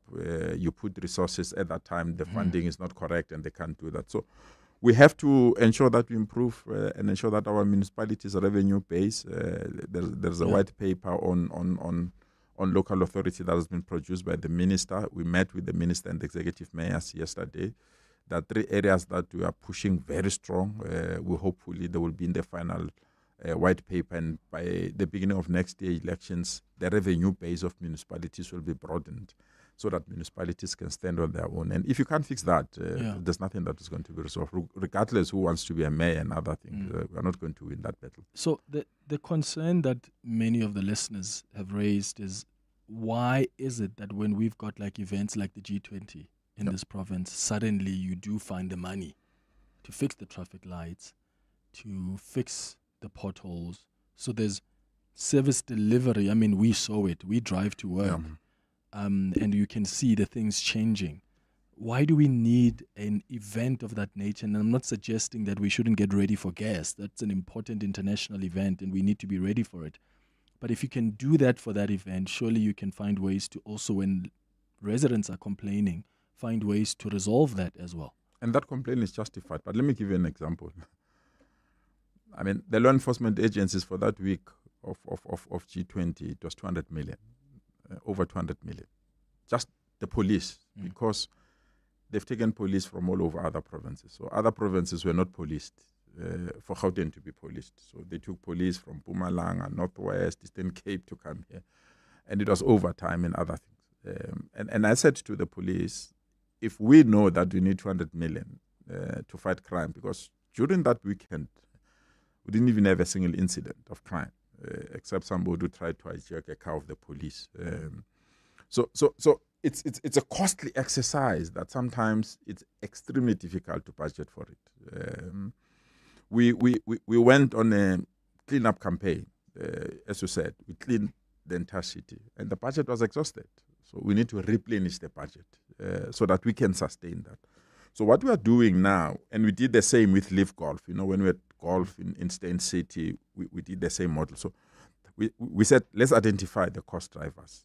And we now know what are the cost drivers. So together with executive mayors, the COO of municipalities, we are going to start to meet bi-weekly to say, let's cut where we believe that there's no need so that we concentrate on the maintenance. And one cut that we've taken, which pains me, but it's very important for now, to say, let's not build a new road because you build a new road when you have not maintained the roads that we have. So let's rechannel the building of new roads for the next 2 years or so. It's a painful decision. And then do broader maintenance of the entire infrastructure across our province. So it's mainly resources. It's not that they're suddenly available because there is a certain event or incident. It's just that you pull from other resources to ensure that the incident, the event becomes successful. It's the sustenance of it, and that is why we are putting all the necessary systems that can assist us to sustain that intervention. All right, we'll follow up on that after the break to also talk about the issue of infrastructure maintenance. It's 23 now after 10. Aubrey Masango. Weekday evenings, 8 to midnight. This is a sad story of Mazwi Kubek, disappeared from Vosloorus. This is a young man who owns a spaza shop out in Vosloorus. But the circumstances under which he disappeared suggest that he may have been kidnapped by opposition spaza shop gangs who believe that he may not operate the spaza shop in that area because it is their area. There are certain areas in South Africa that have become no-go areas, particularly for South African business owners. These are unacceptable things. Aubrey Masango. 8 to midnight on 702. 702. Joburg is more than just a city. It's an unmistakable rhythm that brings us all together. In celebration of this, 702 has partnered with Jozi My Jozi to unite the whole of Joburg in the 702 Jozi My Jozi Walk the Talk. Babize bonke. On Sunday, the 26th of July, we're going on a walk through the iconic Joburg CBD, and we want you to join us and be part of something special. Entries will open soon. In the meantime, stay tuned to 702 and get ready for the 702 Jozi My Jozi Walk the Talk, hosted by the city of Johannesburg. Walk with the people, for our Jozi. Babize bonke. More on primemediaplus.com. Let's hear from Dr. Armand, owner of Monument Dental, why it pays to switch to OUTsurance Business Insurance. It was one call and I was covered immediately. We are very happy with the premium we're paying. I wish I did it sooner. For dentistries, general medical practices, and all other businesses, get a quote today and see why it pays to switch to OUTsurance Business Insurance. Visit outsurance.co.za or call 08600 60,000 today. Licensed insurer and FSP. TCs and information online. Some moments are personal. Some spaces are professional. All of them deserve care. At Frond and Filigree, we create handcrafted floral experiences for life's meaningful moments and the places where they happen. From birthdays and anniversaries to hotels, offices and events, our bespoke arrangements are designed with artistry and intention. Because when flowers are done right, they elevate every moment. Visit frondandfiligree.co.za. 702. The Clement Manyathela Show. Let's walk the talk. 25 minutes after 10 o'clock, we're hosting the Premier of Gauteng, Panyaza Lesufi, this morning on the show. And I see your calls, your WhatsApps as well coming through. We'll get to them after the latest in Eyewitness News headlines. Minister, you spoke about the issue of maintenance. Not yet, Minister. Don't worry. Don't worry. We're speaking about Minister Tolashe since this morning, so you are forgiven. Premier, issue of maintenance of infrastructure. How much is actually being spent on maintenance? And in comparison to what Treasury recommends metros or should spend on maintenance? It differs municipality by municipality. As a provincial government, it's a norm. 15%, that's what we provide for maintenance across all our infrastructure systems. It's not enough, but with competing demands of building new infrastructure and maintaining the old infrastructure, you get affected by that, especially our main roads. You've seen maybe if you travel at night in Gauteng now, we've taken a decision to rehabilitate our main road at night, just to bring the road infrastructure back. We're assisted by Sandral there as well. So it depends. Each municipality will allocate it according to, and I don't think there is a standard norm for all municipalities to say maintain at this level or improve at this level. So we as the provincial government, we feel that 15% is enough for us to ensure that our infrastructure is maintained. 15% of the budget. Yeah. And Treasury says what? So it depends on... No, it depends on the allocation that they've given to you. It's no specific, say, Treasury say we are giving you this money and this portion must go there. No. And then I'm seeing some messages here coming through when you were talking about the issue of housing and the decision on informal settlements. Yeah. And of course, the concern, as you would expect, that comes up is illegal immigrants. Yeah. Because when you go to a lot of informal settlements, you find that a lot of them are really overpopulated by illegal immigrants. When we don't have a structure in this country, or Home Affairs can't even tell us how many illegal immigrants are in the country, doesn't that then make your job difficult? You know, and I always wish that one day we can have a formula on ensuring that South Africans understand its lack of government, that what local government can do, what provincial government should do, and what national government should do. It's a black line. I think many people believe it's one government, and therefore it affects. No, you know, the issue of foreign citizens, it's a national government and international agreements. You go to our hospitals, and people will say, why are you treating somebody that is not a South African, that is not documented? And you find that there are national agreements or national guidelines that dictate how to do that. You go to our schools. People say that I want my child to go to the school, but there's another child that is not coming from our country that is in that school. And provincial government hands are tied because it's a national government. And the constitution is clear. Yeah, and national government sometimes, because they're not closer to these things, their policy shift or policy changes takes time. But we've pushed them. I'm glad now.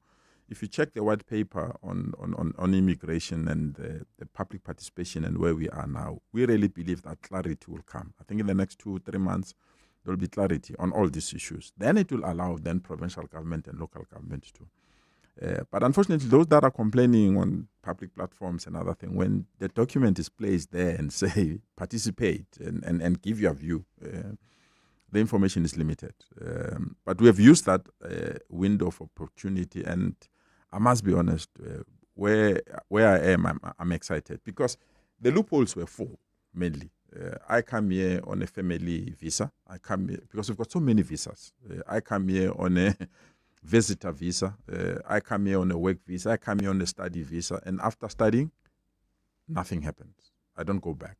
We don't have the systems and the mechanism then to put that. That is on top of those that are coming illegally. So the white paper is now defining some of these visas and how they work and how to. So I hope South Africans will familiarize themselves with that. And that will then assist us to then deal with the issue of informal settlement. And people. You're right. I mean, I went to an informal settlement in Swan called Merimi. I mean, I was shocked at the number of people that are there that are undocumented. And what they're doing, they're now resisting us to develop that informal settlement because they know they'll not benefit. So anything that you want to do to develop and extend service delivery, they're resisting it. Because for us to give you water, must be registered. For us to give you electricity, must be registered. For us to remove refuse, must not extend the summer. So if you don't have that information, then we are not going to be in and then we are pushed back, and it creates all the service delivery challenges that we are facing because those people then illegally connect to the main grid. So do you think it is a ticking time bomb, though? I mean, you saw the protests yesterday. It is. I mean, they're coming to my office today. They're marching to my office today. So South Africans are really clearly there. And I share their sentiments. I share. As I said, if we know whose mandate it is to deal with these issues, I think it will make it easier for people to understand how to tackle it. But if we don't understand whose mandate it is, it creates problems. Because somebody will think that is the MEC for education that is allowing people that are not supposed to be in the classroom. Or someone will think that is the MEC for health. It's not. Our hands are tied. And someone will say the Premier of Gauteng is allowing people that are not supposed to work in our schools to work in our schools. So we can't. So then I'm saying that the posture that we've taken on the white paper, we've invested in it. got legal minds, we compared with other visa regime of other countries as a province, because we are the hardest hit as a province, because everyone wants to come to Johannesburg for jobs and other things. So we've made our own representation, and we think that if the white paper on immigration is passed the way it is now, I think we'll be in a position to arrest this particular matter. It's 10:32. Sisisi has the latest in Eyewitness News headlines. We'll continue this conversation afterwards. Sisisi, good morning. Thanks, Clement. Good morning. Acting Minister of Police Firoz Kachalia says Lieutenant General Puleng Dimpane is the right person who came at the right time to serve as Acting National Commissioner. Dimpane was appointed by President Cyril Ramaphosa last week Thursday following the precautionary suspension of General Fani Masemola. Masemola was suspended after appearing in court over irregularities in relation to a tender awarded to alleged crime cartel boss Vusmuzi Matlala. At least 250 people have gathered at Mary Fitzgerald Square in Newtown ahead of a march against illegal immigration in the Johannesburg CBD. The group, which includes members of Action SA alongside civic organisation March and March, is calling for the deportation of undocumented migrants. Traffic in some parts of the CBD is expected to be disrupted today. And Spanish Prime Minister Pedro Sanchez's former right-hand man takes the stand as a key suspect in a corruption trial that has cast doubts on the socialist-led government's future. The trial of José Luis Abalos is just one of several investigations into alleged corruption by Sanchez's family and ex-political allies that have rocked an already fragile minority coalition. And those are the headlines. This EWN and more at 11 or as it happens. EWN Traffic. As you heard on Eyewitness News, do expect some delays along several routes within the CBD due to the protest that's set to take place this morning. Please be on the lookout and try to avoid heavily congested routes. If you are traveling currently on the N3 North, we've got roadworks that are taking place right as you approach the Geldenhuys interchange, causing delays. There's also queuing traffic on the N12 West between Edenville Road and the Giluli's interchange, while on the N3 North, bumper-to-bumper traffic between Vincent Magwenya Road and Marlborough Drive. That's due to a major accident scene. It's causing about a 15-minute hold-up there. In the city of Tshwane, queuing traffic along the R80 South. An accident reported right near the hairpin bend, and that's the reason for those delays. Please be on the lookout there and drive with care. More updates coming up. Stay tuned. There's more EWN on air, online, and on the EWN app. The Midday Report. Weekdays. 12 to 1. Siviwe Gwahube, does this speak to an underlying kind of conflict that exists within your department? No, not at all. I think for me, what other people may deem as being conflictual, I deem as being accountable. I didn't enter into government to turn a blind eye on things that go wrong. It's very important for me that I, one, am guided by the law at all times, and that I exercise my responsibilities in accordance to the Constitution at all times. The Midday Report with Mandy Wiener. 12 to 1 on 702. 702. It's 6 a.m. in Kenya. Victor's little sister starts high school today, but her fees need to be paid first. Back in Jersey, Victor logs onto the Absa banking app and sends her money and a little extra for lunch. It arrives instantly.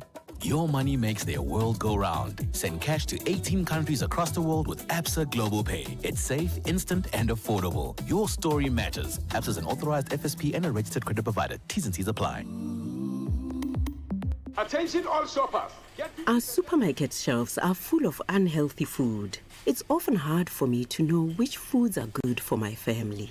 The information on packaged food is complicated and hard to understand. I wish we had easy-to-understand warning labels on foods high in salt, sugar, and saturated fat. We have the right to know what's in our food. Support front-of-package warning labels on unhealthy packaged foods. Sign the petition on healer.org. That's HEALA.org.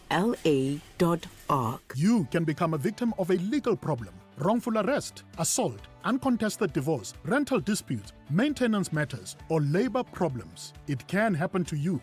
Clientele Legal provides tough professional lawyers for an affordable monthly premium. Our legal team is standing by to assist you 24 hours a day.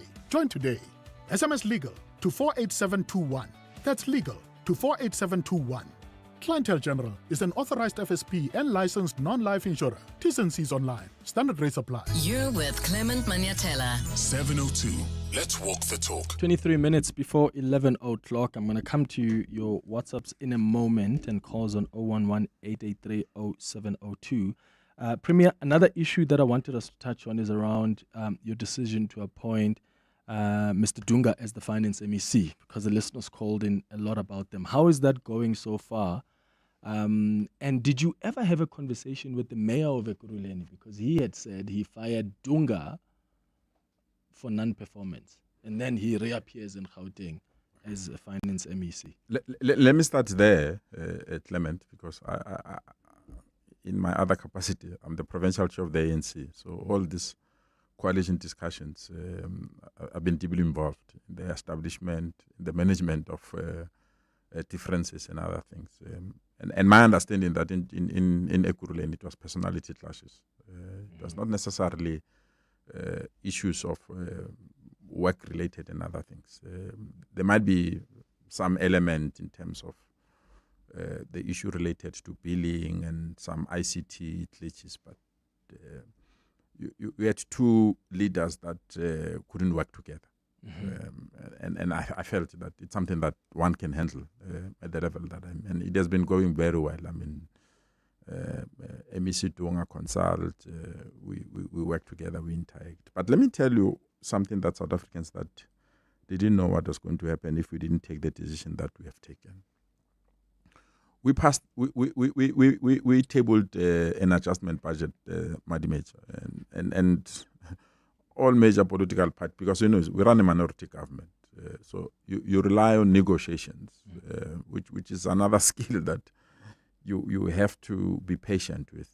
So you go to MK Party and say, is there something that you think we should include here, and you'll be in a position to support us? And they just refuse even to look at the budget. You go to DA and say, is there something that we think that we can work on? And the DA says, no, we want to be in the opposition. We don't want even to have discussions with you. You go to EFF and they say, yes, no, we can. If concretely you put something on the table, and we do that.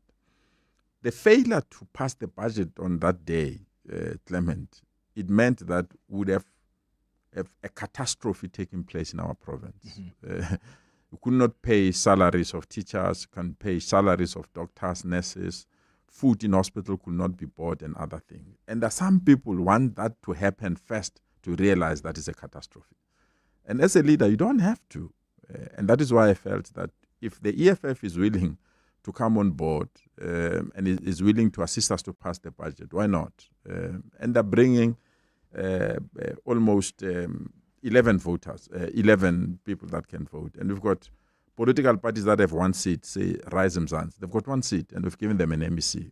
We've got people that have 11 seats. And you don't want to give an MEC because you've got some negative attitude against that. It does not work that way in coalition politics. So we brought them, we've stabilized, we're working together, the budget was passed, we gave them finance, because one thing that destabilizes government is budget passing. So if you lead a budget process, there's no way that you can vote against it because you have led it. And that's the reason that we gave them that portfolio, so that we know permanently for the next 3 years, we don't have instability in provincial government, so that we can concentrate on service delivery related matters. And so far so good. I mean, we consult, we work together, and I'm quite excited that we've taken that decision, regardless of the doomsayers, what they're saying. After the 3 years, though, how confident are you that you'd be able, as the ANC, to get the majority again? Given how South Africans feel, I mean, you know that, how they feel, their attitude towards the organization. In fact, you don't need to see it now. You look at the results from the last elections, you see how that dramatic decline in support just shows you that people are clearly not happy. So how confident are you that after 3 years, it's a possibility? Or will we even ever return to majority party politics, or coalitions is the way to go going forward? I think we will, but it's not going to be an easy road. Coalition are here to stay for quite some time. So it's the ability, the capacity and the skill and the talent to manage them. And that's what they've done in Gauteng. And we really believe that we've managed to balance the equation across. we're the only province that have negotiated coalition across sectors of government, provincial government and local government, and interlocal government, so that what we have negotiated in Ekurhuleni, we can sustain it in Johannesburg, we can sustain it in Tshwane. You can see the coalition in Tshwane with the leadership of Action SA. It was deliberate. It was the ANC. Said, no, let's have another party to run. And in Johannesburg, we gave to other parties, what they did. So we had to reclaim it. Similarly in Ekurhuleni. So it's the capability to deal with these issues. But I want to go back to an issue to say, will the African National Congress continue to rise? I'm glad some of the issues that are coming, because the standard in which South Africans were judging the African National Congress, at some stage, I felt that two different standards, where the African National Congress is judged in this particular fashion and other political parties are judged differently. And in the process, the ANC suffered a lot. Let's take the textbook scandal that is with basic education. What is the minister saying? Ministers are not involved in tender processes. And when the ANC was saying that, people said, no. If it's Tembisa hospital scandal. Or the fumigation scandal. Or the fumigation scandal, where when I was the MEC, they said, no. You are the ultimate. You take responsibility. The buck stops with me. Yeah. And we suffered a lot out of that. And many other things where you find, and I'm glad with some of the revelations that are coming from the Matlanga Commission, you can see it's the administrative machinery that has been manipulated. But who pays the ultimate price? Is the political head and the political party. The second one, there's something called the Ministerial Handbook. Maybe you've heard about it. The Ministerial Handbook is very clear. And some political parties, when they were in opposition, they said that the Ministerial Handbook provides luxuries to ministers. And the Ministerial Handbook says when you accept to be a minister, you can't get any form of remuneration outside. So you can't be employed or get any remuneration. When Democratic Alliance came into to be ministers, what did they happen? They topped up the salaries of their ministers. And me and you, we knew that this thing, we called it gravy train, ministers and Lord and other things. But why would a political party top the salaries of their ministers when they became ministers in office?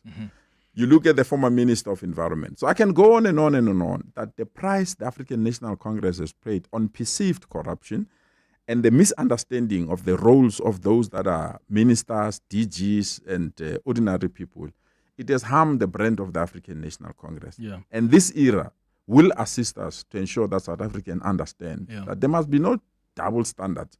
The same standard that you treat a certain political party should be the same standard. You take that artificial intelligence policy formulation.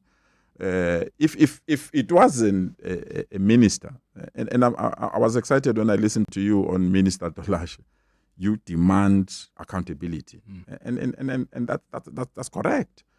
But if a minister take an artificial thing that he signed off, that the DG signed off, and probably they didn't read it, and deposit it in the public space when they've not read it or cross-referenced it, it's a massive scandal. But you say it's not the minister, it's the DG or it's the bureaucrats that develop that. You shift the blame. You shift the blame. Yeah. And let me take the last one. The same thing of textbook. The officials in education gave us the highest pass mark. You didn't say it's cadre deployment. The last matric results was the largest or the biggest or the highest that we've achieved. Did you say it's the people that were working there is cadre deployment? You didn't. But when there is a scandal, you say, no, the minister is clear that there were cadres that are still there. Yeah. So that aspect, if South Africans can understand it, I really believe they will be in a position to know that there's only one strong formation that can pull. There's one strong formation that can take South Africa to the next level. And that formation is the African National Congress. So and it does not mean it does not have limitations or challenges itself. Yeah, and I want to say, Premier, all the scandals you've mentioned, I've spoken to, couldn't speak to Sevio yesterday, but Mandy Wiener was asking her questions about it. But, we've held the Democratic Alliance for the very same scandals that you've spoken about. I've spoken about it on the show many times. But I suppose my concern is when you say the perceived corruption in the African National Congress. Why do you say it's perceived? Because it's not. We've seen many cases where cadres of the ANC are getting themselves involved in corruption scandals. So it's not a perception, it's something that does exist. I'm say perceived because I've been in structures of the African National Congress. I serve in the National Executive Committee of the ANC. I serve in the Provincial Executive of the ANC. I've been in the regional structures of the ANC. Actually, I've been in the ANC 80% of my life. I've never seen an agenda in the ANC that promotes corruption. I've never seen an agenda in an ANC meeting that say protect this minister. I've seen the opposite, to say, when you do something, you must step aside. When you do something, you must face the consequences and come back later. But Where's Malusi happen? Kikaba? It does. Where's Malusi Kikaba now? It's not even in the ANC. He's at Lutuli House. It's not He at works for Lutuli House. No, it's not. Malusi? Yes. I've interviewed him a few months ago. But He as I'm works at speaking to Lutuli you House. now, when he appeared in court, we relieved him his responsibilities, the National Executive Committee of the ANC and in Lutuli House. I can go on, including Zizi Kota. He lost the ministerial position when there was issues of corruption. So the capacity of the African National Congress to act, people might say it's slow, but it does happen. I mean, there is a former premier in Northern Cape that has been in prison, I don't know for how many years. Yeah, I mean, that's the only example we often run to. No, it's not only, it's not only example that we had. We had the National Commissioner who was the leadership of the yes. I can go on and on and on, and many people that are in prison. But then you still serve Abuzweli Mkhize, chair in Parliament. No, was relieved as a minister. Yeah, well, he wasn't. He actually resigned. The No, he president didn't. failed to act. No. He was relieved as a minister.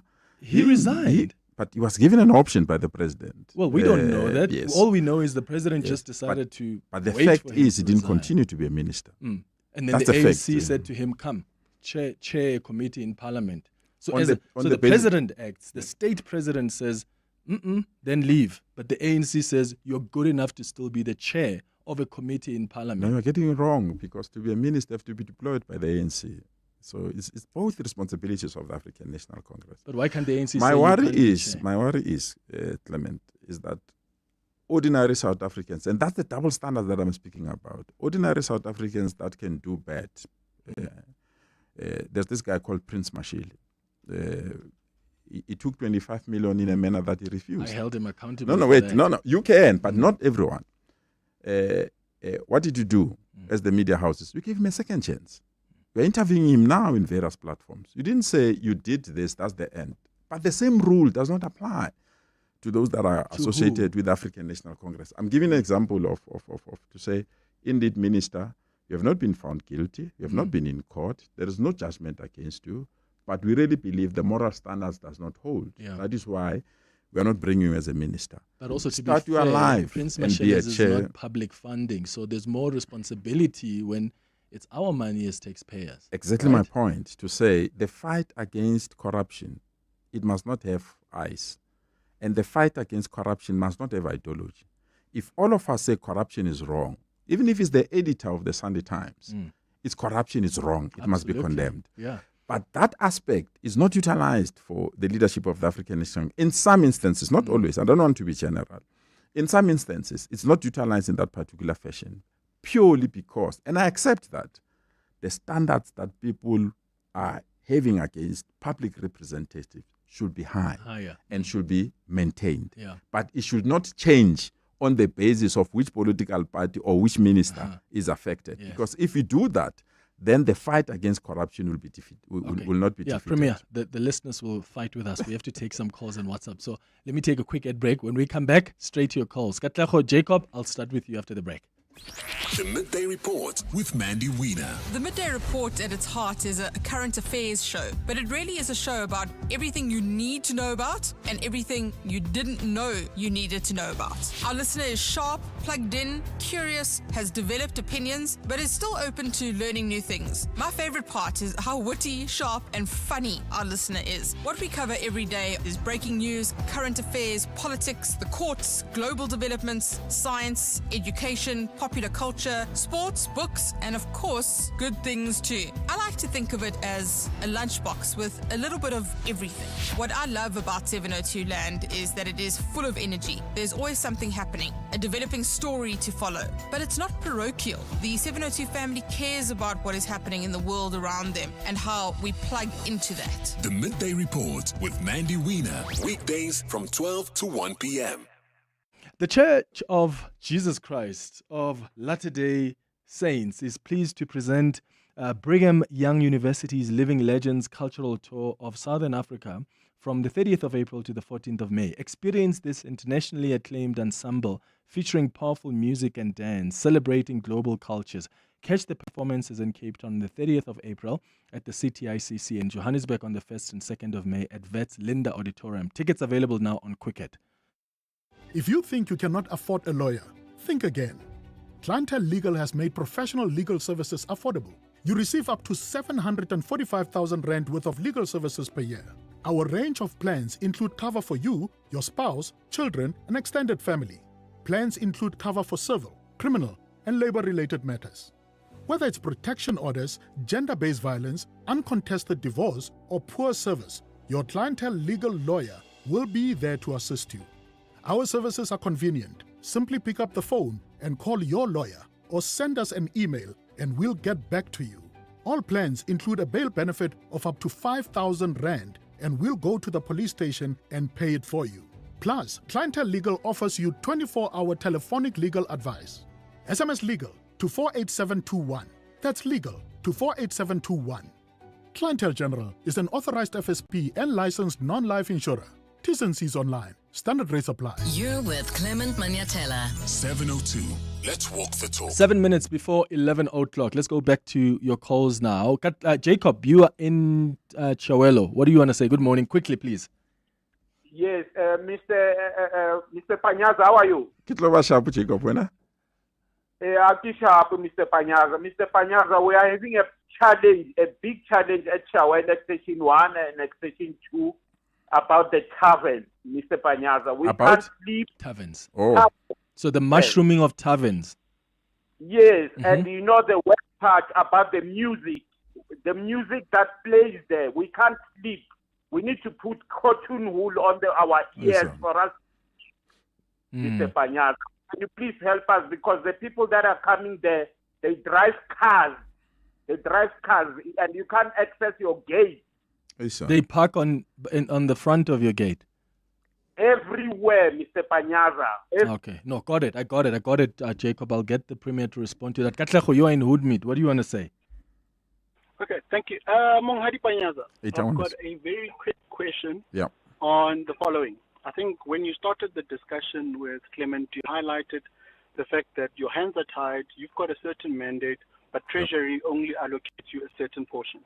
So my question then becomes, you have constitutional mandates to the people of Gauteng. You're supposed to get Meti to Enadale. You're supposed to get education to Batubako, Krugersdorp. You're supposed to do various other things. At which point do you challenge Treasury? Because I think this is, your hands being tied is to an extent because you do not challenge this equitable share that you are given.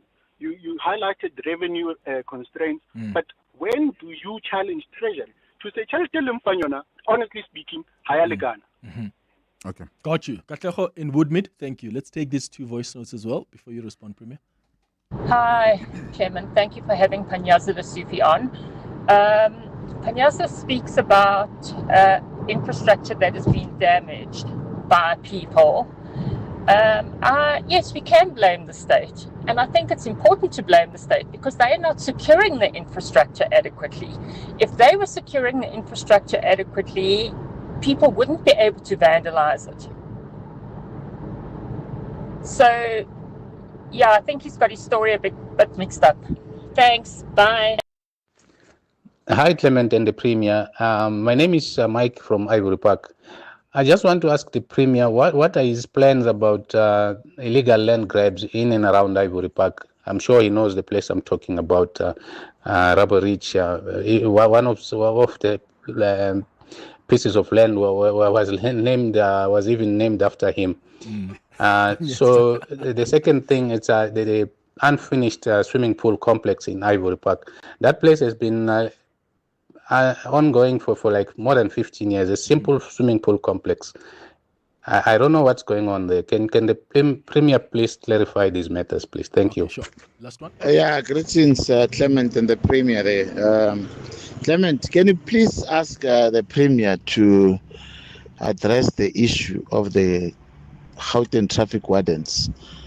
Give us a report of what's happening, what's going to happen. What are the chances of these people being permanently absorbed? Is there money for this? Can this happen? And what about the suggestion of Dunga of them becoming security, etc.? Can we please get a full report on the crime prevention wardens? Thank you. Thank you very much. Premier, a few questions there. We've got 2 minutes, so let's try rush them through. So Jacob asked about the taverns.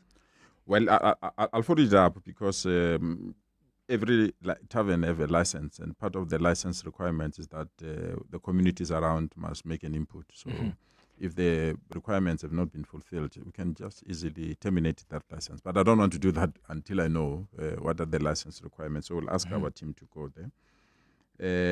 I think Atle will raise the issue of whether we are confronting treasury. I want to give you an example. You remember something called e-tolls? People are not paying. And we're paying what? Interest on the loan. And the interest was going to be more than what the loan was about.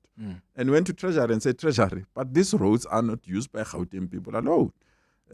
When other people are coming from other provinces come here, we can't stop them, but the charges are for Gauteng people. So we confronted Treasury, and I'm glad today e-tolls are not there. So we do. We also fought the last financial year to say the numbers in terms of Stats SA and the reality in our hospitals and our schools, because we get the budget on the basis of the figures that Stats SA have issued. But the reality on the ground is different. So we do, Katleho, I can assure you, we do make this a fight and we work on these things. I think there's a voice note that the infrastructure, we should blame government because the infrastructure is not protected. Secured. Some of the infrastructure, when it was built, you check the power lines, we check were built. At that time, there was no knowledge and intention that we'll have this kind of vandalism. They were built openly. I mean, you check electricity power station. They're just in the middle of nowhere.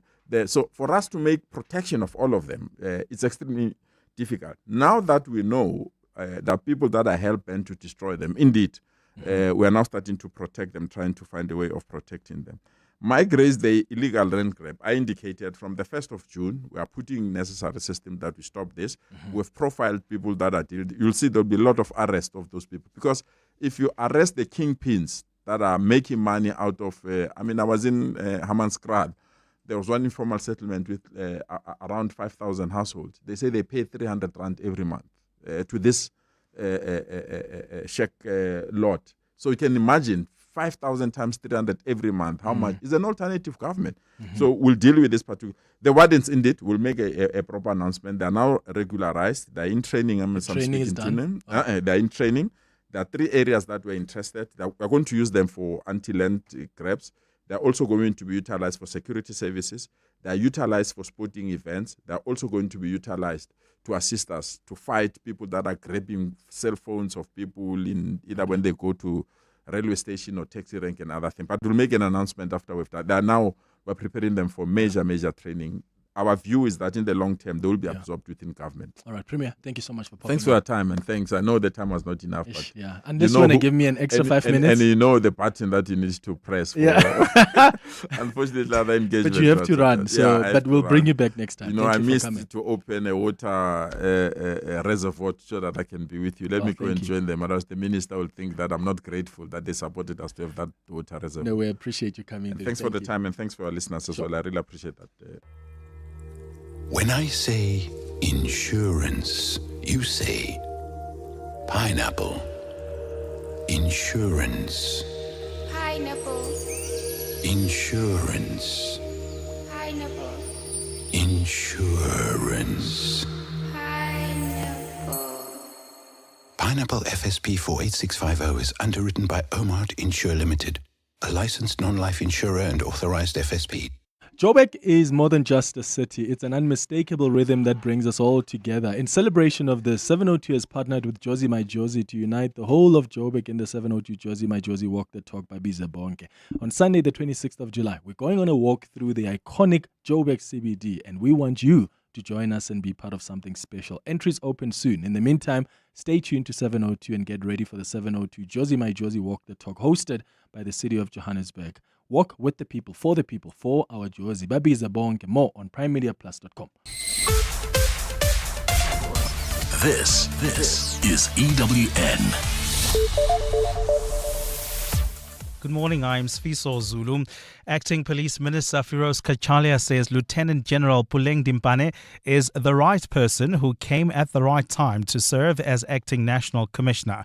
Dimpane was appointed by President Cyril Ramaphosa last Thursday following the precautionary suspension of General Fani Masemola.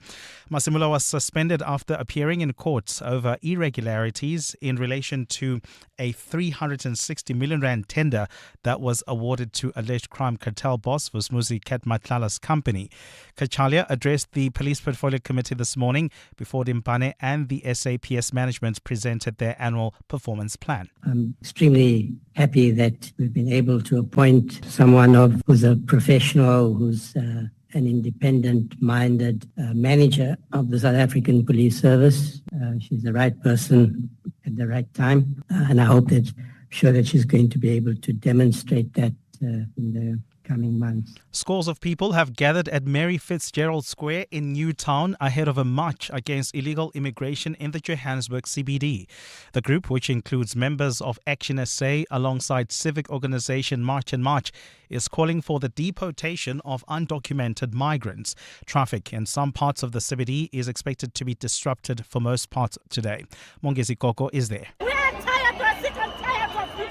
Clad in party regalia and waving placards, protesters are singing, chanting and building momentum as they prepare to move through the inner streets. Heavy police presence has been deployed with Nyalas stationed around the square and public order policing keeping a close watch on the gathering. The march is expected to proceed through Braamfontein with traffic disruptions likely before ending at the Gauteng legislature where a memorandum will be handed over. The groups are calling for tighter immigration controls including stricter visa regulations, a review of asylum policies and action against businesses employing undocumented foreign nationals. Mongezi Koko, Eyewitness News in the Joburg CBD. ANC Secretary General Fikile Mbalula is heading back to KwaZulu-Natal today as the party prepares to wrestle back power in the province at the upcoming local government elections.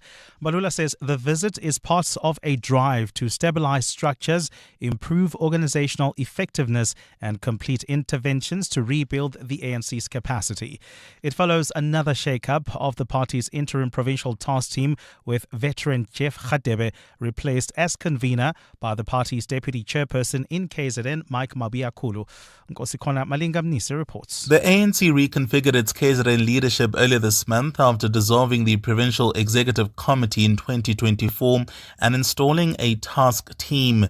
This followed a sharp electoral decline from 54% in 2019 to just 17% in 2024. Jeff Radebe's leadership had faced growing criticism, with Mbalula previously likening the structure to this vehicle. That is a task that is operating there.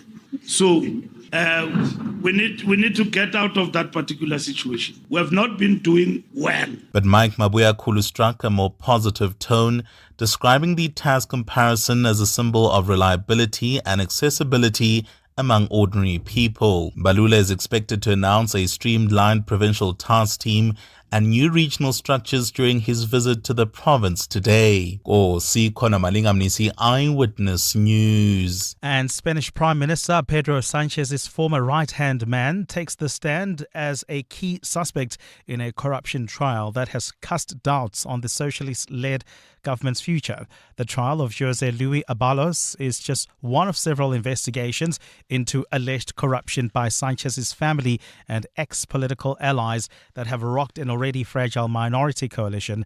Abalos, a former transport minister and socialist heavyweight who helped propel Sanchez to power in 2018, is accused of earning kickbacks for the irregular awarding of contracts for face masks at the height of the COVID-19 pandemic.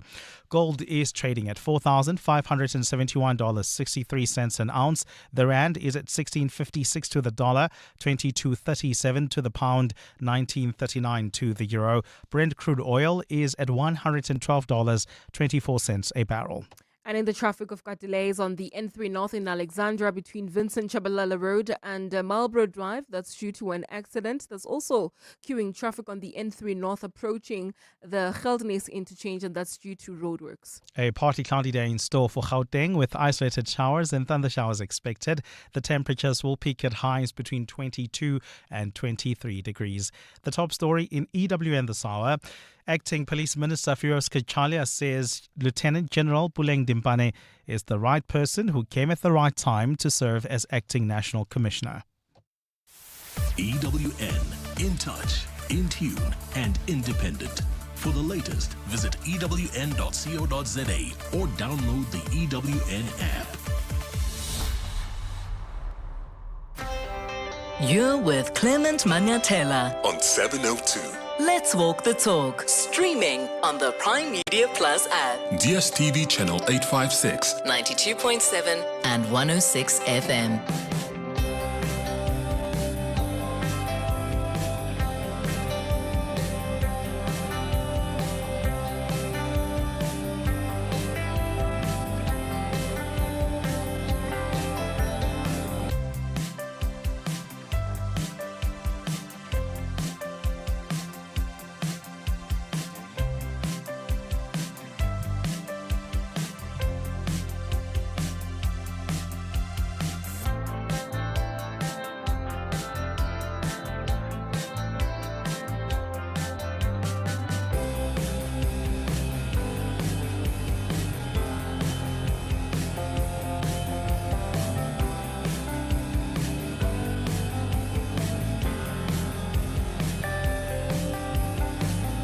8 minutes after 11 o'clock. Dumelang, welcome to the third and final hour of the Clement Manyathela Show. Thanks for staying with us here on 702. And I see the questions that a few of you have been asking on the YouTube page, but more so on Twitter. You've been asking, who are the people that we don't know who are there in studio? Well, we've got a few people here that are shadowing us today. So we've got Mashe, who is shadowing the show, and then we've got Amu brought in someone else who is shadowing Amu for traffic. So that is why you are seeing different people in the studio that you don't really know. So I thought I should just explain to some of you who are probably watching on YouTube and you're wondering, Bobani la babanti, wasn't there a song like that? Who was that woman? G7? G57? What was her name? Ati Bobani la babanti. Well, these are people who are shadowing us today. It's time now for our Listener's Choice feature. Burning questions, insightful answers, Listener's Choice with Clement Manyathela. All right, on our Listener's Choice feature this morning, we have been asked by one of our listeners to discuss the certificates of compliance that are required during a property transaction. Remember, Listener's Choice is all about you co-curating the content of the show with us. So you can send us an email on cm@702.co.za if there's a specific topic you want us to discuss. Yeah? And that's because, most of the time we decide for you what we will talk about on the show. So we'll decide that we'll have the Premier at 10 because you guys have been raising maybe specific issues that you want the Premier to respond to, or we are going to have this on the open line. So if you think there's a specific subject that you don't know about, that we haven't sufficiently discussed, or there's a specific issue you want us to talk more about because you need clarity, just send an email, cm@702.co.za, and we'll bring in the relevant experts to answer your questions. So today, we've been asked to discuss the certificates of compliance required during a property transaction. Because as you know, property transactions require specific compliance certificates, and that's to ensure safety, regulatory compliance. These certificates are quite essential for both you as a buyer and you as a seller, because you're trying to protect your interests and you want to comply with the legal requirements. So any question you have around these certificates of compliance, what is required, what's not, maybe the issues you have been faced with, you can bring up those issues on 011-883-0702.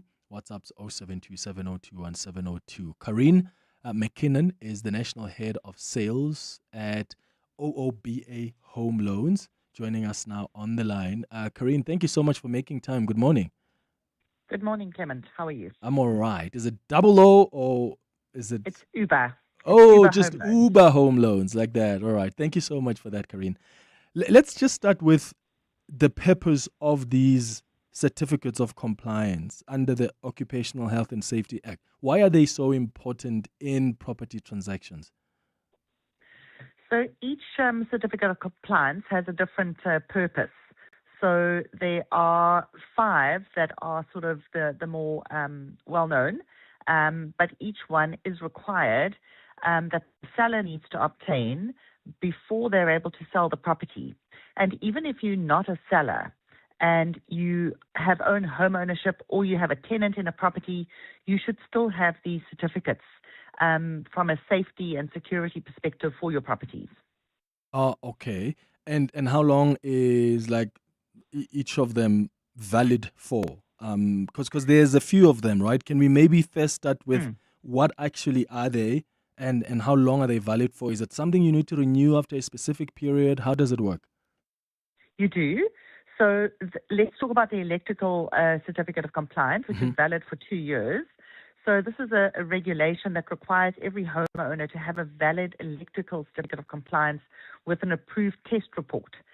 That means that even if you're not selling your property, you actually still need to hold this certificate of compliance, and it needs to be renewed every 2 years because it's only valid for 2 years. And that's, as I said, whether you have a tenant in the property or whether you're living in the property yourself. And this is from a safety perspective that the certificate is required. And who's authorized to issue that certificate? Where do you go for it?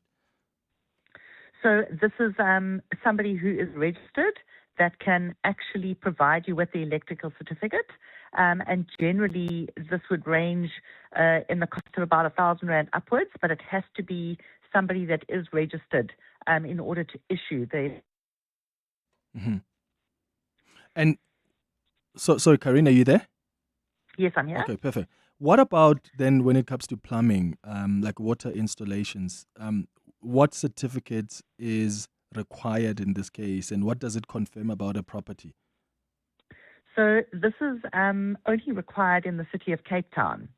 And a certificate, the water installation certificate, means that the water meter is functional, that there are no leaks or defects causing any water waste, or that storm water is not discharged. So it's specifically looking at the water, the pipe, the plumbing on the property to make sure that it does comply with the national building regulations. This certificate is valid.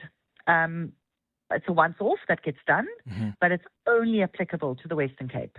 Okay, and only the city of Cape Town. All right. Yes. What about the gas certificate of compliance?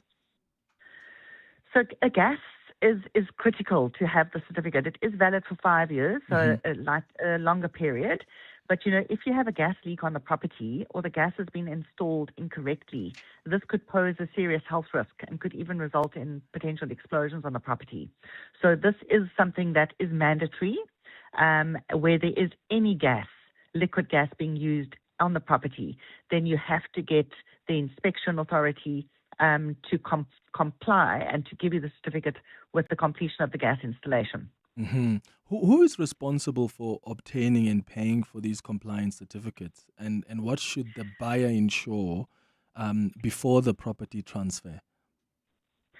So the seller, if you're selling a property, the seller is actually responsible for these certificates of compliance. So I would encourage anybody that's looking to sell their property to make sure that if you have, there's obviously electrical, there's also an electrical fence certificate that if you have an electrical fence that is required, it's also valid for 2 years. The gas, if there's liquid gas on the property. The water, as we said, which is only applicable to the Western Cape. and then also applicable to the Western Cape and KZN, where they have a beetle certificate, which is to understand that there's no borer, destructive pests or termites in the home, specifically if there's a lot of structural timber that's being installed. But again, that's only applicable to 2 of the provinces. But the seller is responsible for making sure that these certificates are issued and the property is compliant prior to transfer being effected by the transferring attorneys. So even before you're wanting to list the property for sale, I would encourage the seller to make sure that they have these certificates, because if there's any repair work that has to be done in any of these cases or any of these certificates, that is for the cost of the seller and will need to be done prior to transfer. 17 minutes after 11 o'clock. What are your questions when it comes to property transactions, specifically this issue of compliance certificates? Give us a call on 011-883-0702, WhatsApps on 072-702-1702. What issues have you had to deal with? Are you facing currently an issue with these certificates of compliance? Or maybe you were shown the certificates of compliance and you realized a couple of months after you moved in that, there are things that were breaking down. So that means that that certificate of compliance fraudulently said all things are good. So your questions, your concerns, 011-883-0702, WhatsApps on 072-702-1702. I'll start with all of that after the break. 702 Afternoons with Relebogile Mabodja. 702 Afternoons is about all things in life, from music to inspiration. We get an opportunity to explore science, mental health, food. I almost feel like there's nothing we don't do on my show. One of the things I absolutely love about 702 Land and the 702 family is that we are so sharing. We share tears, laughs, smiles. We share in the amazing times and celebrate together as well. We have a range of topics, but when it comes to what we do cover on the show, absolutely everything. My listener is somebody who wants to grow, evolve, develop. They're empathetic, they are loving, they are so special that even when they don't have, they come through and share, and more importantly, they know how to walk the talk. 702 Afternoons with Relebogile Mabodja. Weekdays from 1 to 3 p.m. In life's most challenging moments of loss, compassion can be your greatest comfort. You shouldn't have to face the financial burden of losing a loved one by yourself. Rest assured, Clientele's funeral plans pay out cash within 24 hours. You can cover up to 13 family members on one plan, ensuring all your loved ones are taken care of, and 3 children are covered at no additional cost. With Clientele, you're not just buying a plan, you're also buying peace of mind. When the time comes, you will need to make important calls with your 200 Rand airtime you will receive when you claim. Plans offer double accidental death cover, as well as transport, grocery, and unveiling benefits. Apply today. It's easy. There are no medical examinations and no paperwork. SMS funeral to 31586. That's 31586. Clientele Life is an authorized FSP and licensed life insurer. T's and C's online. Standard rates apply. The Audi Open House Sales Event is now on and you're invited. Come test drive a wide range of Audi models and stand a chance to win an exclusive Audi Formula One experience. Plus, enjoy limited time offers across the Audi range. The Audi Open House Sales Event is now on at Audi dealerships nationwide until 30 April. Book your test drive at audi.co.za. Terms and conditions apply.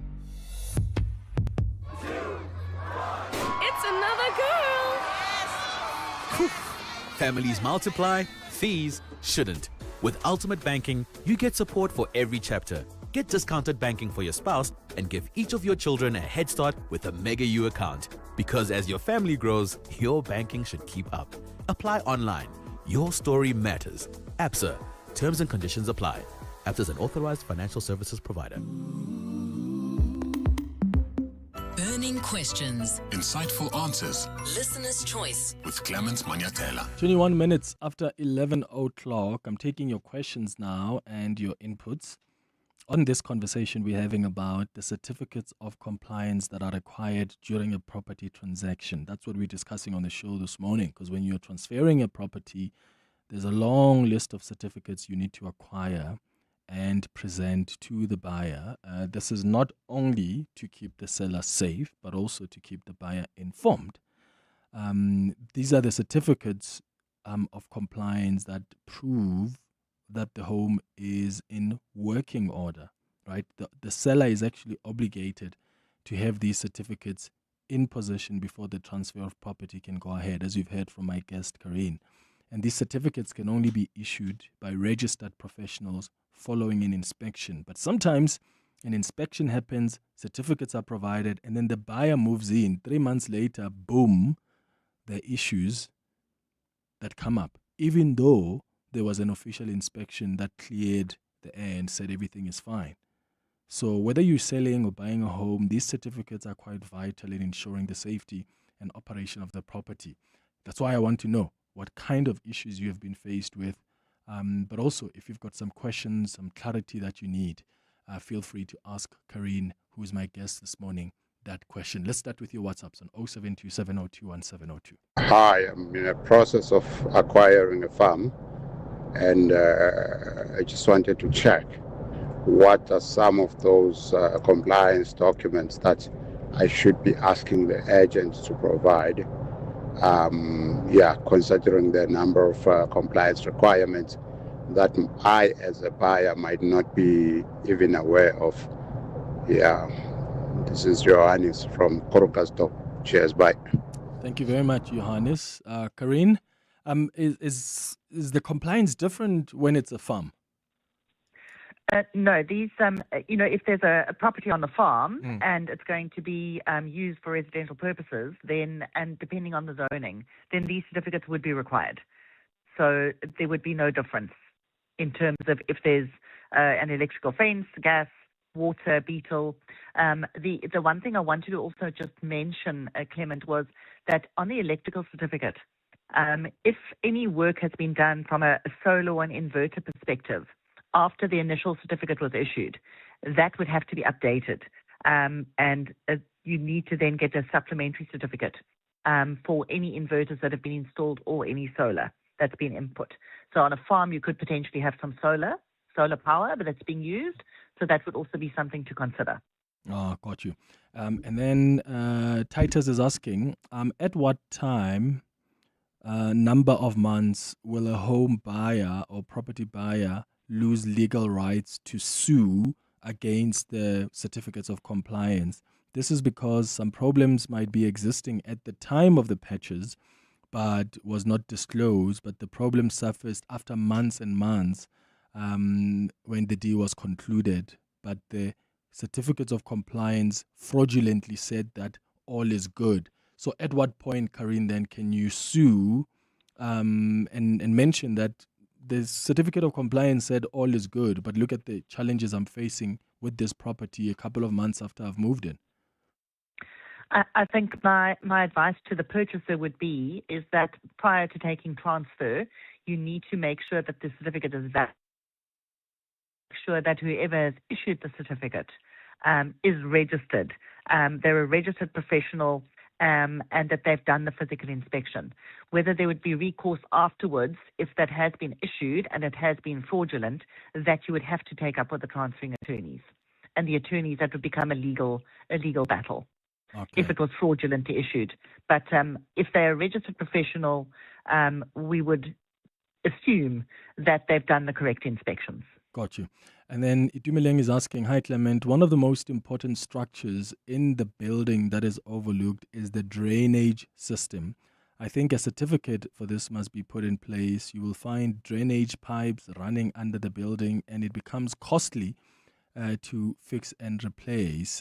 Is this accounted for in these kind of certificates, Karine? The one around the drainage system? Yeah, so that's, as I mentioned earlier, the water and plumbing is only required by the City of Cape Town and not by the other municipalities at this stage. And that's potentially something that needs to be looked at in the long term. But the City of Cape Town one does include that there, or check that there are defects causing any water waste, and that the stormwater and the drainage is not discharged into the sewer system. So they do take the sewage system in that particular certificate. Mm-hmm. But as I said, it's only applicable to Cape Town. Okay.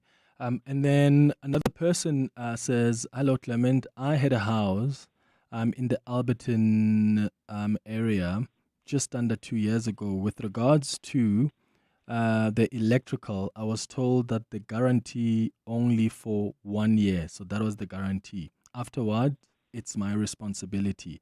I received the certificate recently and it differs. I had to fix a couple of electrical errors and they didn't cover it. Can I guarantee? So can a guarantee, I think that's what they're trying to say, can a guarantee be 1 year while the certificate is 2 years? This was a brand new house.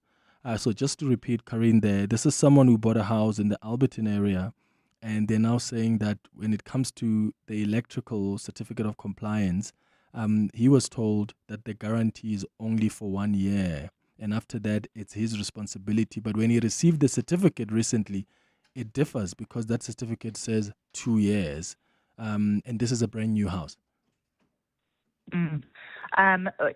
Whether this was a new property that was built by a developer, potentially. Yes, it was. And each case would have to be looked at individually, and legal opinion potentially sought. But I'm not sure if the certificate, the electrical certificate of compliance would be valid for 2 years, but the guarantee of the work is only 1 year. But the person would, or the individual would need to take that up with the developer. Okay, got you. Here's a voice note that's come through. Good morning, family.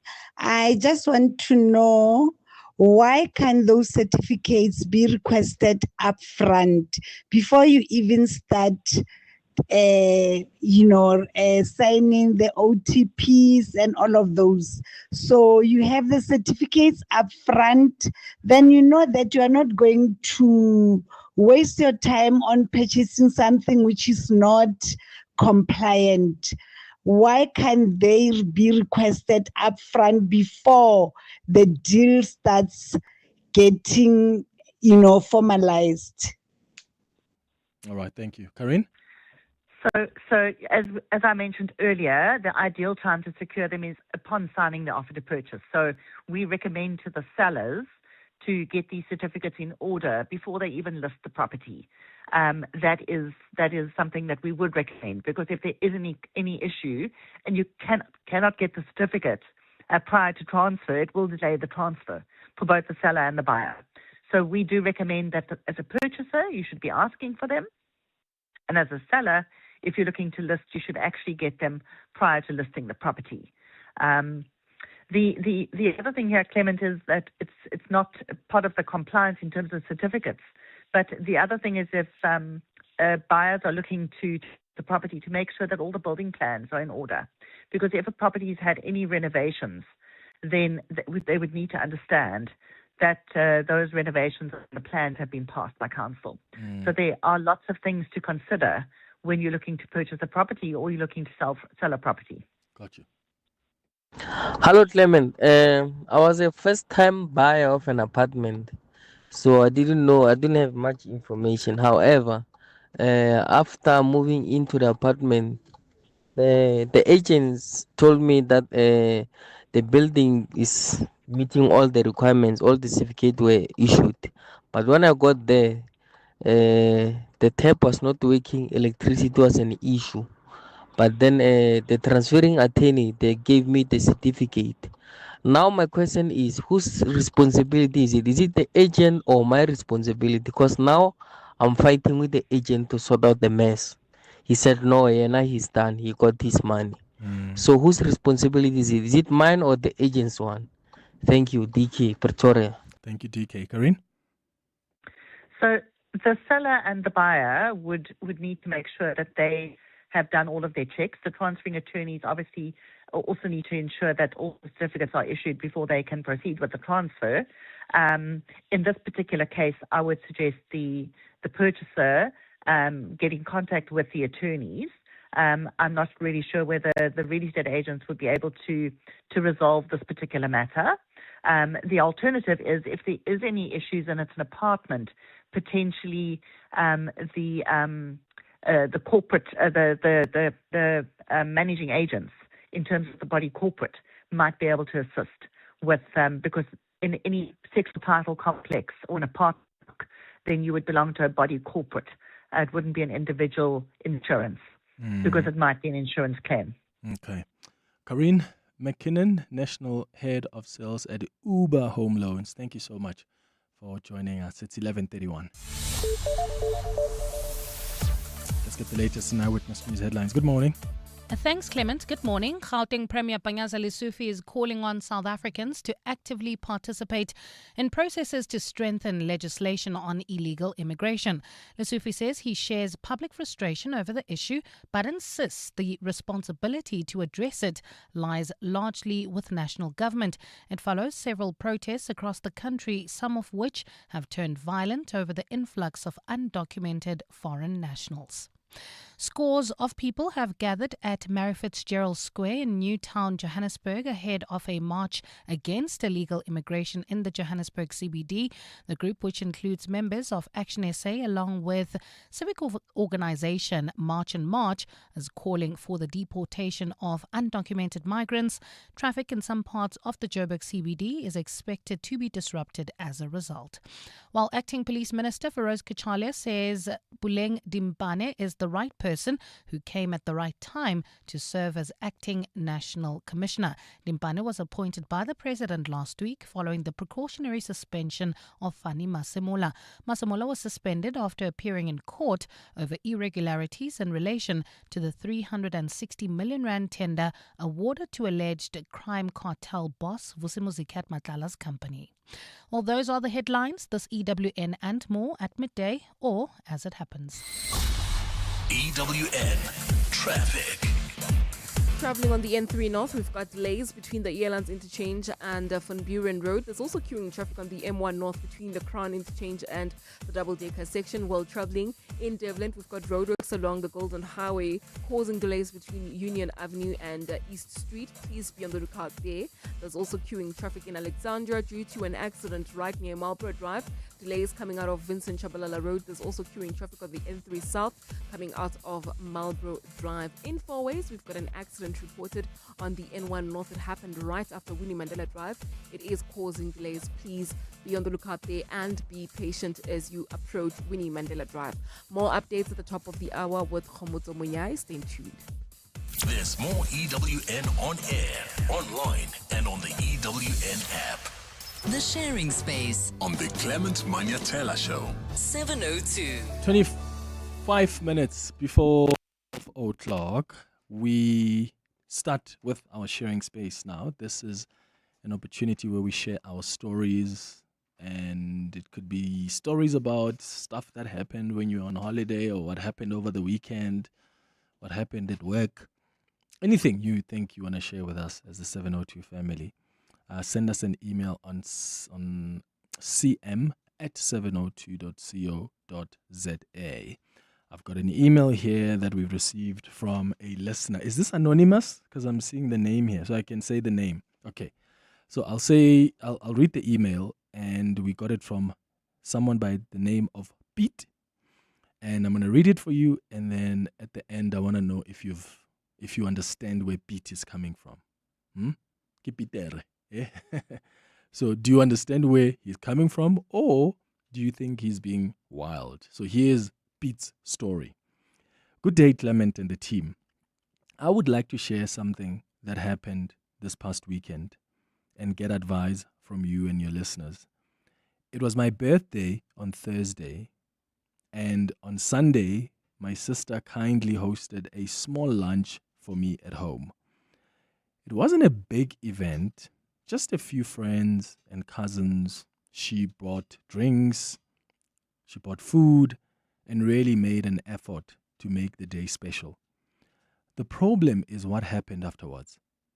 Some of our cousins and some friends helped themselves to the food and took it home with them, and we were left with almost nothing in the house. This really hurt us, especially my sister, because she put everything together with a good heart. It is also not the first time this has happened with the same people, which makes it even more frustrating.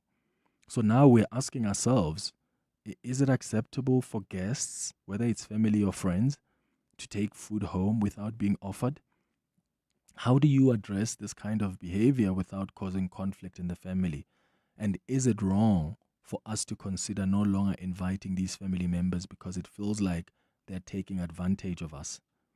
We would really appreciate advice from you and your listeners on how to handle situations like this. Kind regards, Pete. Okay, so this is Pete's issue. He had a birthday on Thursday, and his sister decided to host a mini lunch at home. And Pete says this wasn't really a big event, so it was just a few close friends, but mostly family members, so there were cousins who were there.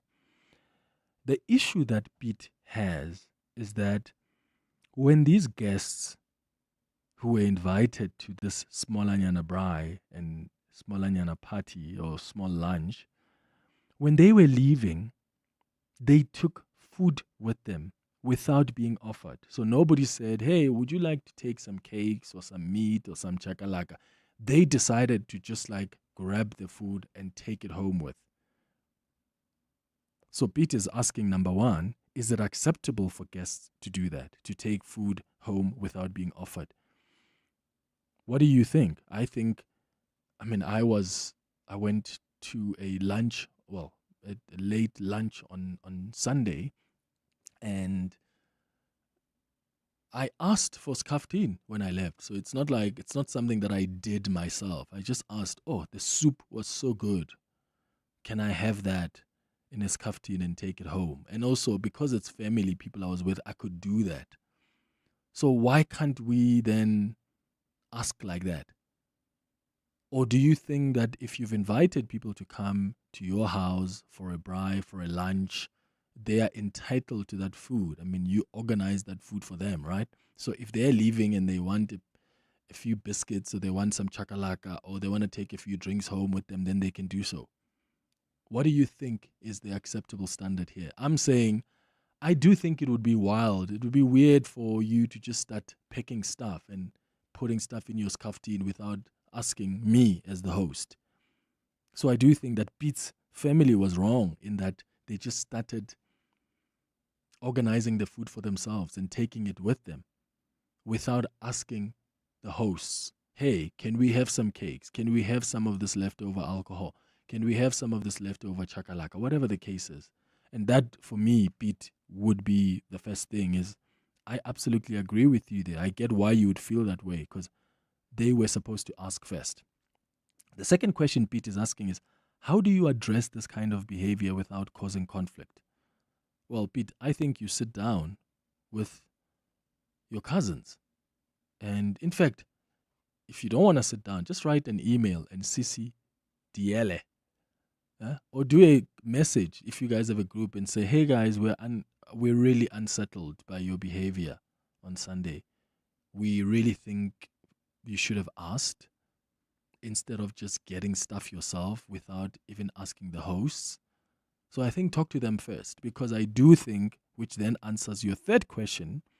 Your third question is it wrong for us to consider no longer inviting these family members because it feels like they're taking advantage of us? Well, I do think that it would be unfair to stop inviting them when you haven't raised the issue you have with them. That's going to cause conflict. I mean, if you're not going to invite them to your wedding next time, or you're not going to invite them to another dinner but other people are going, that's going to cause conflict. So it's better to just tell them that, yo, what you guys did on Sunday is wrong. You have to wait for the host to offer the food. You cannot just pack it for yourself and take it home with you without us offering it. And you've left people with no food. You know, sometimes when you're hosting a lunch, you know that in the evening, all I'm going to do is just warm up the meat, warm up the chakalaka if it's a braai, and we don't have to cook from scratch in the evening. In this case, these poor people probably had to now find other plans and make meals from scratch because the cousins have decided to take all the food with them. What is your advice for Pete? And how have you dealt with situations like this, if at all? 011-883-0702. WhatsApps on 072-702-1702. The Sharing Space on the Clement Manyathela Show. 702. Good morning, Clement and the team. The family members are not good people. When we host, we know that we have people like that, so we buy extra food so that when they go with this captain. But you notice that people don't really care or necessarily wonder if you are left with something. So those guys, that family members are not so nice people. One, I would suggest that should it happen that they want to host again and invite them, because family is family at the end of the day, just have a bit more and accommodate their captain when they want one. If they don't want to do that, just don't invite them. Guli here. Hi, Clement and your listeners. Yeah, I am a big hoster. I love hosting friends and family over. But what we do, especially with friends specifically, is if we're doing a braai, we'll do a BYOM, bring your own meat. At the end of the evening, because I mean, obviously everybody wants to eat different things. I'm not paying for 6-7 different types of meat. Whatever meat you bought, I'll cook it, I'll braai it, I'll make the sides. We always provide the sides. If you guys want a small container, we'll pack a small container. The only thing that we ask is the next time we see you is you bring it back and that it's clean. Yeah, hey, so I've never heard of that. Hey, BYOM, bring your own meat. Okay, I get it. Oh, and if you've brought your own meat, then do you have the right to just take all of it home at the end of the lunch, at the end of the braai, or do you leave it with the hosts? I suppose that's going to be then the question that follows. Mkululi, you calling from Boxbeck. What are your thoughts? Good morning. Two things, Clement. The first question, it's a norm in African environment. Everybody does that. I normally see the first solution is that you bring that rakhadi, the big one, the dark in complexion with a big nose. She hang the key on her neck. Nobody will get close to her. She'll be controlling everything. Second solution, you hire the venue, and then the supplier or maybe the chefs and all that, it's for the venue. They're not going to dish up any extra. You get your plate. If you want order 2 meat, it's 2 meat. Finish and clear. You go home. Simple as that, because it's going on and on. I slaughtered a cow on Saturday. We dishing up. Now you dish up for them. I don't want the tongue. I want the ribs. No, why are you giving this one the ribs? I want the knees. I mean, it doesn't help. So hire the venue. It's a solution. Yeah. Okay, Mkululi in Boxbeck, thank you. Lisa, you're in Pretoria. What are your thoughts? Hi, Clement. Hey, it's the first time I'm on radio. Oh, welcome. We love first-time callers. I'm calling from Pretoria. I'm in the military. Mm-hmm. So I am that Rakhadi. Yeah. Let me tell you. I've become unpopular. Even amongst my own sisters. But this situation is really bad, especially for us African people. Their family comes and then they want to pack without asking. It's totally wrong. So what I've resorted to do, I tell them straight. Or what I do, I dish out for them and the rest for the family I keep on the side. I even have to lock away some food because I'm telling you. And my sisters think that I'm too dramatic and I'm chasing people away. But it's so draining and it's not right. They even sabotage food at my parents' funeral. My father's funeral, we were left with nothing. They took food everything. At the funeral? Yes, even the meat in the freezer. We hired those mobile freezers. That is wrong. The veggies that were left, they sabotaged everything. My mother's funeral, we became clever. Then we hired a caterer. And we did tip the caterer that these family members and the community have got a habit, and he played with us. So he told them, no, out of my kitchen. Ma'am, what are you looking for? But it's a problem, Clement, and it's not right. People should stop this. Yeah, no, and especially at a funeral, Lisa. I mean, really? Yes. At a funeral? No, that's wild. Yeah, but I've become unpopular and the family members hate me, but we don't care. But you have to tell them and you must really stop them. I agree with you. It's a bad habit. Until you are given, don't take. Yeah. Lisa in Pretoria, thank you. Guys, where do you even get stuff to pack up the food? Huh? Like, because if you're at my house and you want to take the leftover meat or the chakalaka or the dombolo, you're going to ask me for scafftin, right? You're going to say, hey, can I have scafftin for this? Or can I have like, you know, stuff, a foil or whatever to pack up your stuff. So what are you using to pack up food that you have not even asked permission to take home with? So that means you bring in your own scafftin then to the event, which I think is wild. Why are you coming to my house for a braai with your own scafftin or with your foil? Because that means it was intentional. It was quite deliberate. You came there because you wanted to eat and take some food with you back home. At the very least, just ask the host. Just ask the host. I think that's only fair. Lehlohonolo, you're in Reimsach. Hi. Morning, Clement. Sure. Sure. Okay, Clement, I mean, for me, this is not that deep, honestly, just food. I mean, you are the host. You woke up and decided, I'm going to host people today. I'm going to buy food. I'm going to buy drinks. Then you buy all the meat, whether it's chakalaka and all of that. Then you have a problem with people picking that up. You're going to wake up tomorrow with so much meat and it's going to go to waste. Let the people serve themselves. I mean, after all, these are your family members.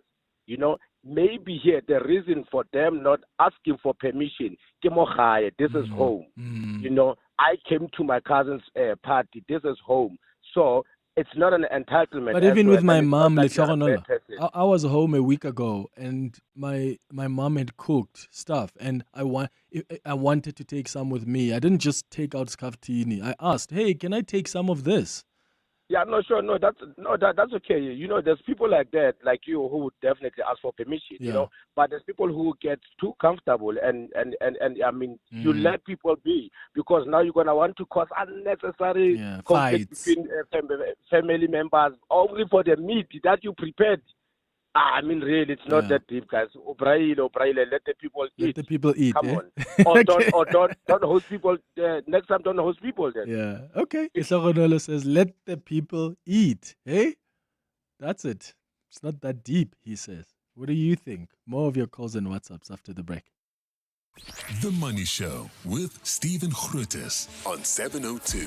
My show is about your money, and it's about how people have made their money. But it's also about what happened to your money today, what happened on the JSE, what's happening overseas. All of these things, all about the way in which people make their money, spend their money, use their money, and in so many ways, use their money to make more money for them. What I absolutely love about the 702 family and 702 land is the huge warmth of people, the generosity that they show. But I also absolutely love the hustle. Anyone in business is actually trying to improve the economy. They're trying to have an impact on all of us. And there's a go-getting attitude to 702 land that you don't see in so many other places. That's what I really love about 702 land. That getting together and doing something new and in the process making money. The Money Show with Stephen Grootes. Weekdays from 6 to 8 p.m. Joburg is more than just a city. It's an unmistakable rhythm that brings us all together. In celebration of the 702 has partnered with Jozi My Jozi to unite the whole of Joburg in the 702 Jozi My Jozi Walk the Talk Babiza Bonke. On Sunday, the 26th of July, we're going on a walk through the iconic Joburg CBD, and we want you to join us and be part of something special. Entries will be opening soon, so stay tuned to 702 and get ready for the 702 Jozi My Jozi Walk the Talk, hosted by the city of Johannesburg. Walk with the people, for our Jozi. Babiza Bonke, more on primemediaplus.com. Tired of seeing the same tiles everywhere you look? Charm Decor is where you'll find something different. We curate high-quality imported tiles and mosaics that transform your space into something truly special. Design-led collections, easy online shopping, and samples delivered straight to you, so you can choose with confidence. Trusted by interior designers, architects, and home renovators. Discover tiles that inspire. Charm Decor. Visit charmdecor.co.za and order your samples today. Breathe in, insurance. Breathe out, pineapple. In, insurance. Breathe out, pineapple. Again.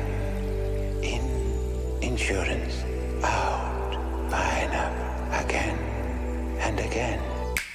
Pineapple FSP 48650 is underwritten by Omart Insure Limited, a licensed non-life insurer and authorized FSP. The Sharing Space On the Clement Manyathela Show. 702. 9 minutes before 12 o'clock. Back to your calls now. Abdia, you calling us from Sunning Hill. Good morning. Hey, yes, Clement. So just a quick one. Mhm. I'm not sure if you're still on the same topic, okay? Yeah. About taking food home. So basically, this is very much a Cape Town thing, okay? You go to a function where there's whatever, whatever function you go to, there's a lot of food left. At the end, you take home something, but it's called a barakat, okay? Barakat. Okay. Now, that is like a blessing. You take it home, you ask the host, or you don't ask, you put it in a little foil, and it's like given as a blessing. So what you take home is a barakat, leftover food. Yeah. So you don't need to something. ask for that. You just go to the table, just start picking what you want, and you go home. Well, it depends on the sort of the family and where you, like if you're in Athlone, you don't ask, but you've been Bishop's Court, you will ask. If you know Cape Town, you kind of know which areas that particular culture will welcome it. Like Okay. a Cape Malay culture. So remember, it's called a barakat. Barakat, Right? You take okay. home something, and it's a blessing to take home food. Mm. Well, it used to be like that. I'm not sure if it's still the same. Okay. Abdia, thank you. That's quite interesting. Louisa, you're in Krugersdorp. What do you think? Hi, Clement. Thanks for. Hey, Louisa. We had it's now my husband, but at the time my boyfriend. Yeah. He's 21st, right? Mm. And I catered for everything, the food, lots of alcohol, and at the end of the night, the extended family that we had invited had packed everything into their cars and left with everything. No, I mean, there was man. so much left over, and everyone could have just partaken, and we had to obviously leave the venue, but it was very disappointing. So we try and avoid inviting some of the extended family members because it would be. Wait, so they've been banned now from future events? I wouldn't say banned, but yeah, we just know what to look for. You're next time. navigating them. Obviously, they came with 2 or 3 cars, and they just packed everything into the booth. No, that's wrong. Alcohol, wonky, and they That's just wrong. left. Yeah, Louisa in Krugersdorp, thank you for the call. Temba, you are in Mayerdale. Hi. Hi, Clement, how are you? Shop, brother. How are you? Sorry, the last time I called it was 2 years ago when the Grateful Friday, when my wife was hijacked. Sorry, I'm already... How's your wife now, Temba? No, she's fine. She's recovering. Good, thank you. Oh, Clement, this talks to me. I've got the family members like that. Mm-hmm. They've consistently done it in my brother's birthday. They did it in my wife's birthday. My wife's birthday, they even stole the voucher. You know the voucher? The voucher, the gift voucher. They did it in my mom's funeral. So, Clement, one of the callers, the grocery that is left behind after the funeral, they wiped it out, all of it. Even the cakes, like you get like extra cakes. People come in. My sister, she different. There was a lot of cakes. I even on that morning, I even go to one of the ladies. Why do you have to come in? Everything is gone. There's nothing. Gone. The last time they did it on my son's graduation. Clement, and that's it. We didn't even have money, bro. We have to bring money together. My wife got these friends to help her. Yeah, sure. No, that's wild. Temba, thank you for sharing that with us. Good morning, Clement. And my advice to Anonymous, do not say anything to your family members because what's done is done. Next time you host an event, make sure you assign someone who's in charge of distributing the foods after party. I always do that at my place. I always make sure everyone gets takeaway equally. Be it a cake, be it food and everything else. I'm in charge because I'm the host. Everyone gets whatever is left over equally. And then in the house, we remain with some food. So you can't be addressing it now because it may not sit well with others. So next time, please be vigilant because family members can be so disrespectful. Thank you, Stanley. Hi, Clement. It's Norma Klubi here in Boksburg. You know, for me, I even now keep the scarf tins, those containers, the ice cream containers, the butter containers, because this is very bad. You end up not having your Tupperware, you end up having to hide them because now people just take your Tupperware and you won't know who took what. So now I'm keeping those ice cream containers, the butter containers, so that when people now want the scarf tins, I use those. I guess I'm enabling the behavior, but it is bad. It is very bad. Thank you. Bye. Aubrey Masango. Weekday evenings, 8 to midnight. This is a sad story of Mazwi Kubek, disappeared from Vosloorus. This is a young man who owns a spaza shop out in Vosloorus. But the circumstances under which he disappeared suggest that he may have been kidnapped by opposition spaza shop gangs who believe that he may not operate a spaza shop in that area because it is their area. There are certain areas in South Africa that have become no-go areas, particularly for South African business owners. These are unacceptable things. Aubrey Masango. 8 to midnight on 702. 702. 702 family, we value what you think and we want to hear it face to face. On Thursday, 30th of April, we're opening our studio doors to 702 listeners who would like to share their thoughts on the station. Your feedback, your ideas, it all matters to us. Everyone who joins us will get a full studio tour. So come and see where the magic happens. If you'd like to join us, send us an email to contact@702.co.za. Whether it is a CCMA referral, problems with a mechanic, unfair blacklisting, or an uncontested divorce, Clientele Legal offers professional legal services to all South Africans. Our plans are affordable, and you receive up to 745,000 Rand worth of legal services per year. We cover civil, criminal, and labor-related matters. Our nationwide legal teams are standing by to support you 24 hours a day. Plus, all plans include a 5,000 Rand bail benefit. Join today. SMS Legal to 48721. That's legal to 48721. Clientele General is an authorized FSP and licensed non-life insurer. T's and C's online. Standard rates apply. Stand a chance to win a share of a red-hot 3 million Rand with the Hollywood Bets Spinner Zonke jackpot race. Enter the chase and enjoy a feast of fun where every spin could unlock riveting rewards. To start your adventure, bet 2 Rand or more on selected habanero games every Wednesday, Friday and Saturday between 8:30 and 10:30 p.m. The racing revolution starts now. Dive in and prepare to take top spot. T's and C's apply. Hollywood Sportsbook is a licensed betting operator. No persons under the age of 18 years are permitted to gamble. Winners know when to stop. South African Responsible Gambling Foundation toll-free counseling line 0800 006 008 or WhatsApp help to 076 675 0710. Coming up on the Midday Report with Mandy Wiener. Wendy Mina, what's popping today? It's Good been a while. morning. I'm reminding the listeners to call you that. I only got called Wendy 3 times yesterday on air. 3 times? What's popping vandag? I'm busy watching the sentencing proceedings in the Mugabe case, the Bellarmine Mugabe case. Standing up in the dock there as the magistrate addresses them. So we'll take you live there and find out what's going on. We'll speak to the Home Affairs Minister on the plan to overhaul the borders, public-private partnerships happening. The Joburg Mayor will talk to us about the new Brixton water reservoir that is being launched today. The SANEF chairperson steps aside over SIU allegations, and there's another attempt to gag News 24 over its Ekurhuleni tender investigations. All right, that's what's coming up on the Midday Report with Mandy Wiener. Thank you for listening to the Wednesday edition of the Clement Manyathela Show. Stay listening to 702. Mandy comes up next after the news. Relebohile between 1 and 3 p.m. John Pellman will take you home between 3 and 6 p.m. Have a beautiful day, my friends. Bye-bye. This is EWN. Good afternoon, I'm Bali Dlamini. The city of Johannesburg says its new 26 megalitre Brixton reservoir will address long-standing water issues in the area. The area has historically suffered from persistent water outages, mainly caused by the municipality's aging infrastructure. Speaking at the official opening event,